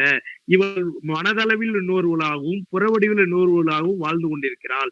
அந்த இடைவெளி இவள் ஒரு புரட்சிகரவாதியாக மாற்றுகிறது. அந்த இடைவெளி அவன் இறந்து விட்டாலும் அவளால் இன்னொரு வாழ்க்கைக்குள்ள ஷிஃப்ட் ஆக முடிகிறது. அப்படி ஷிஃப்ட் ஆகக்கூடியவள் இன்னொன்னையும் செய்யறா, தனக்குள்ள மனசுக்குள்ள எதையும் தேக்கி வைக்காம இன்னொரு இடத்துல கடத்தக்கூடிய வேலையை செய்யறா. அதனாலதான் நண்பன்கிட்ட கடத்திட்டு அவள் இன்னொரு வாழ்க்கைக்கு போறா. அதுவும் 2 பெண் பிள்ளைகள். 2 பெண் பிள்ளைகள்னா அடுத்த ஜெனரேஷனை கிரியேட் பண்ணக்கூடியவங்க. அப்ப இவள் ஒரு மரபு வழி செயல்பாட்டு வடிவம் கொண்டவள், இன்விசிபிளான செயல்பாட்டு வடிவம் கொண்டவள். இவ என்ன செய்யறான்னா தன் பெண்கள் வழி இன்னொரு இடத்துக்கு மூவ் ஆகுறான், அடுத்த ஜெனரேஷனை கிரியேட் பண்றா. அப்படிங்கிறதுல மயிலாமா முக்கியமான கேரக்டர். ஆனா இது ரெண்டையும் பார்த்து கொண்டிருக்கக்கூடிய சக ஆசிரியன் எப்படிப்பட்ட முக்கியமானவன்னா அவன் உள் உரையாடல் வழி முக்கியமானவன். இந்த உள் உரையாடல் வார்த்தை நான் முன்னாடி சொல்லலாம், ஆனா இந்த கதையில அதான் முக்கியம். ஏன்னா இவ 2 கூடையும் நேரடியா புற ரீதியா உரையாடல் இல்லாம மனசுக்குள்ள கனவாகவும் நினைவாகவும் உரையாடி கொண்டே இருப்பவன் இவன். ஆக்சுவலி இதை நம்ம இப்படி புரிஞ்சுக்கலாம், மயிலம்மாவும் தலைமை ஆசிரியரும் ஒரு நனவு மன செயல்பாடு கொண்டவர்கள் என்றால் சக ஆசிரியன் நனவிலி மன செயல்பாடு கொண்டவன். அதாவது அவன் என்ன செய்யறான்னா கதையாக்கி தருபவன், காவியமாக்கி தருபவன். அவன் என்ன சொல்றான், இந்த சமூகத்தை கண்கள் வழி உள்வாங்கி உள்ளுரையாடல் நிகழ்த்தி அதை காவியமாக்கி சமூகத்துக்கு அளிப்பவன். இந்த இடத்துலதான் சக ஆசிரியன் முக்கியமானவனா மாறுறான். இந்த உள்உரையாடல் நிகழ்த்தி கதையாக்கும் பொழுது சமூகம் மரபு வழி சிந்தனையை இன்னொரு நிகழ்கால சமூகத்துக்கு கடத்துகிறது. அப்ப மயிலம்மா இன்னொரு கட்டத்துக்கு ஷிஃப்ட் ஆகிறா அப்படின்னு நம்ம புரிந்து கொள்ள முடிகிறது. அப்ப மயிலம்மாவும் செயல்பாட்டு வழி, அதாவது இன்விசிபிள் செயல்பாட்டு வழி ஒரு மரபொழி தொடர்ச்சி கொண்டவள். ஆனால் தலைமை ஆசிரியர் அப்படிப்பட்ட தொடர்ச்சி கொண்டவன் அல்ல. ஆனால் தொடர்ச்சி கொண்டவனோடு தன்னை இணைத்து கொண்டு தன்னை பலப்படுத்திக் கொள்கிறாள். ஆனா இவர்கள் 2 பேரிடமிருந்து, அதாவது உள்ளுரையாடல் இருப்பவரிடமும் உள்ளுரையாடல் அற்றவரிடமும் இருந்து உள்வாங்கி தன்னுடைய உள்ளுரையாடலை நிகழ்த்தி சகாசிரியன் சமூகத்துக்கு காவியம் வழி மரபை கடத்துகிறவனாக இருக்கிறான் அப்படின்னு சொல்லி இந்த கதையை நம்ம உரையாட முடியும். இது எல்லாத்துக்கும் மயிலம்மா பேசா இருக்கிறா. மயிலம்மாம் சங்க இலக்கியத்தின் தொடர்ச்சி. நன்றிங்க. இல்லையா, இப்போ நமக்கு கதை சொல்லி மூலமாக வெளிப்படக்கூடிய கதை ஆக்கியை நாம் நினைக்கிற போது, ஆரம்பத்துல கத்தோலிக்க இதழ்களிலே சிறுகதைகளை எழுதியவர் பின்னாலே சமூகம் மாறுகிற போது தன்னை மார்க்சியவாதியாக மாற்றிக் கொள்கிறார். அதே மார்க்சியவாதியாக தன்னுடைய திறனாய்வு தன்மைகளை எல்லாம் வெளிப்படுத்தி கொண்டிருக்கக்கூடியவர் சசூர் போன்றவருடைய அந்த அமைப்பியலும் மொழியியலும் இணைகிற போது, பின்னாலே வரக்கூடிய பார்த்தோ அல்லது அல்தூசரோ வருகிற போது, கடைசியில யூலியா கிறிஸ்தவா வரைக்கும் அதாவது ஒரு கோட்பாட்டு சிந்தனையாளன் தான் ஆரம்பத்துல என்ன நினைத்து கொண்டிருக்கிறானோ அதே பிடிமானத்தோடு விடாப்பிடியாக இருக்கிறது இல்லை. சமூகம் மாறுகிற போது அதற்கு தகுந்த ஒரு சூழல் ஏன் ஏற்படுகிறது, அதற்கு ஏய்வ நாமும் மாற வேண்டும், நம்முடைய கோட்பாட்டு சிந்தனைகளையும் மாற்றிக்கொள்ள வேண்டும் அப்படிங்கிற ஒன்றை ஒரு என்ன சொல்றது மறைமுகமாக அடையாளப்படுத்தக்கூடிய கதையாக கூட தமிழவன் என்று சொல்லக்கூடிய படைப்பாடியினுடைய மனோபாவத்தை மன சிந்தனையை புலப்படுத்தக்கூடிய ஒரு கதையாக கூட இந்த கண்கள் கதையை கருதலாம். இன்னும் நாம இந்த கதையை விமர்சித்து கொண்டே இருக்கலாம். அதுதான் அரிதொரும் அறியாமை கண்டால் செறிதொரும் செய்களை மாட்டு அப்படின்னு சொல்லுவாங்க. இதை இந்த ப்ரெஷர் ஆஃப் த டெக்ஸ்ட் அப்படிங்கிறதுக்கு வள்ளுவன் என்ன சொல்லுவான்னா, ஒரு இதை செறிதொரும் செய்களை மாட்டு, அந்த கணத்திலே நமக்கு என்ன ஒரு மகிழ்ச்சி கிடைக்கிறதோ அந்த கணம்தான் இந்த கதைப்பிரதி. இது மாதிரி தமிழவனுடைய கதைப்பிரதிகளை வாசிக்கிற போது நம்முடைய மனதில் ஏற்படக்கூடிய ஒரு சந்தோஷம், வாரந்தோறும் இந்த சந்தோஷத்தை நாம் எல்லோருமே பகிர்ந்து கொள்கிறோம். இதை யூடியூப் வடிவத்தில் வருகிற போது இன்னும் நிறைய வாசகர்கள் இப்படி ஒவ்வொரு வார்த்தைக்கும் ஒவ்வொரு வாக்கியத்துக்கும் வெவ்வேறு விதமான பொருளை கொள்ள முடியுமா அப்படிங்கிறது அவங்களும் யோசிக்க ஆரம்பிக்கிறாங்க. அந்த அளவிலே நம்முடைய இந்த கண்கள் என்கின்ற சிறுகதை பிரதியானது படிக்கக்கூடிய ஒவ்வொருவருக்கும் ஒவ்வொரு விதமான யார் வனிதா தான் சார். சொல்லுங்கம்மா. ஒரே ஒண்ணுங்க சார், இந்த கண்ணை பத்தி நம்ம பேசிட்டு இருந்ததுல ஒண்ணுங்க சார், அந்த அவளுக்கு வந்து திருமணம் ஆகாத போது அவனுக்கு வந்து 2 கண்ணு பூக்குது. சரி. அடுத்து வந்து அவளுடைய கணவன் இறந்த பின்னால அவளுக்கு வந்து 1 கண் பூக்குது. அவனுக்கு இன்னொரு கண் பூக்குது. அப்ப 2 கண் பூக்குது. அந்த கணவன் இறந்த பின்னாடி அவளுக்கு 1 கண் பூக்குது அவனுக்கு. அப்போ இந்த கண்ணு சுத்தி இப்படி யோசிச்சா, இந்த ஆங்கிள் யோசிச்சா இந்த கதை வேற ஒண்ணு ஏதோ சொல்ல தோணுதோ அப்படின்னு தோணுச்சுங்க சார். என்ன தோணுச்சு அப்படிங்கிறது உங்க மனசுல தோணுதா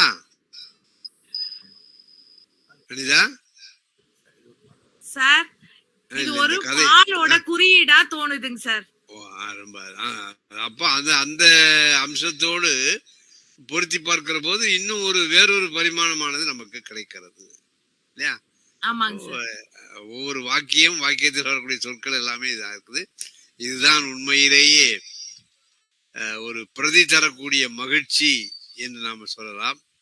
அந்த அளவுக்கு நாம கதையிலே தோய்ந்திருக்கிறோம். வெறுமன தோய்வோடு இல்லாமல் இது சொல்லப்பட்ட செய்தியை வைத்துக்கொண்டு சொல்லாமல் இருக்கக்கூடிய சமூக போக்குகளையும், ஏன் அந்த மாதிரியான சமூக போக்குகள் நுழைந்தன என்பதற்கான காரணத்தை நாமே உய்த்து உணரக்கூடிய தன்மையில் இந்த கதை பகுதியானது நம்மிடத்து இடித்து உரைக்கிறது என்பதையெல்லாம் நம்ம நிறைய பார்த்திருக்கிறோம்.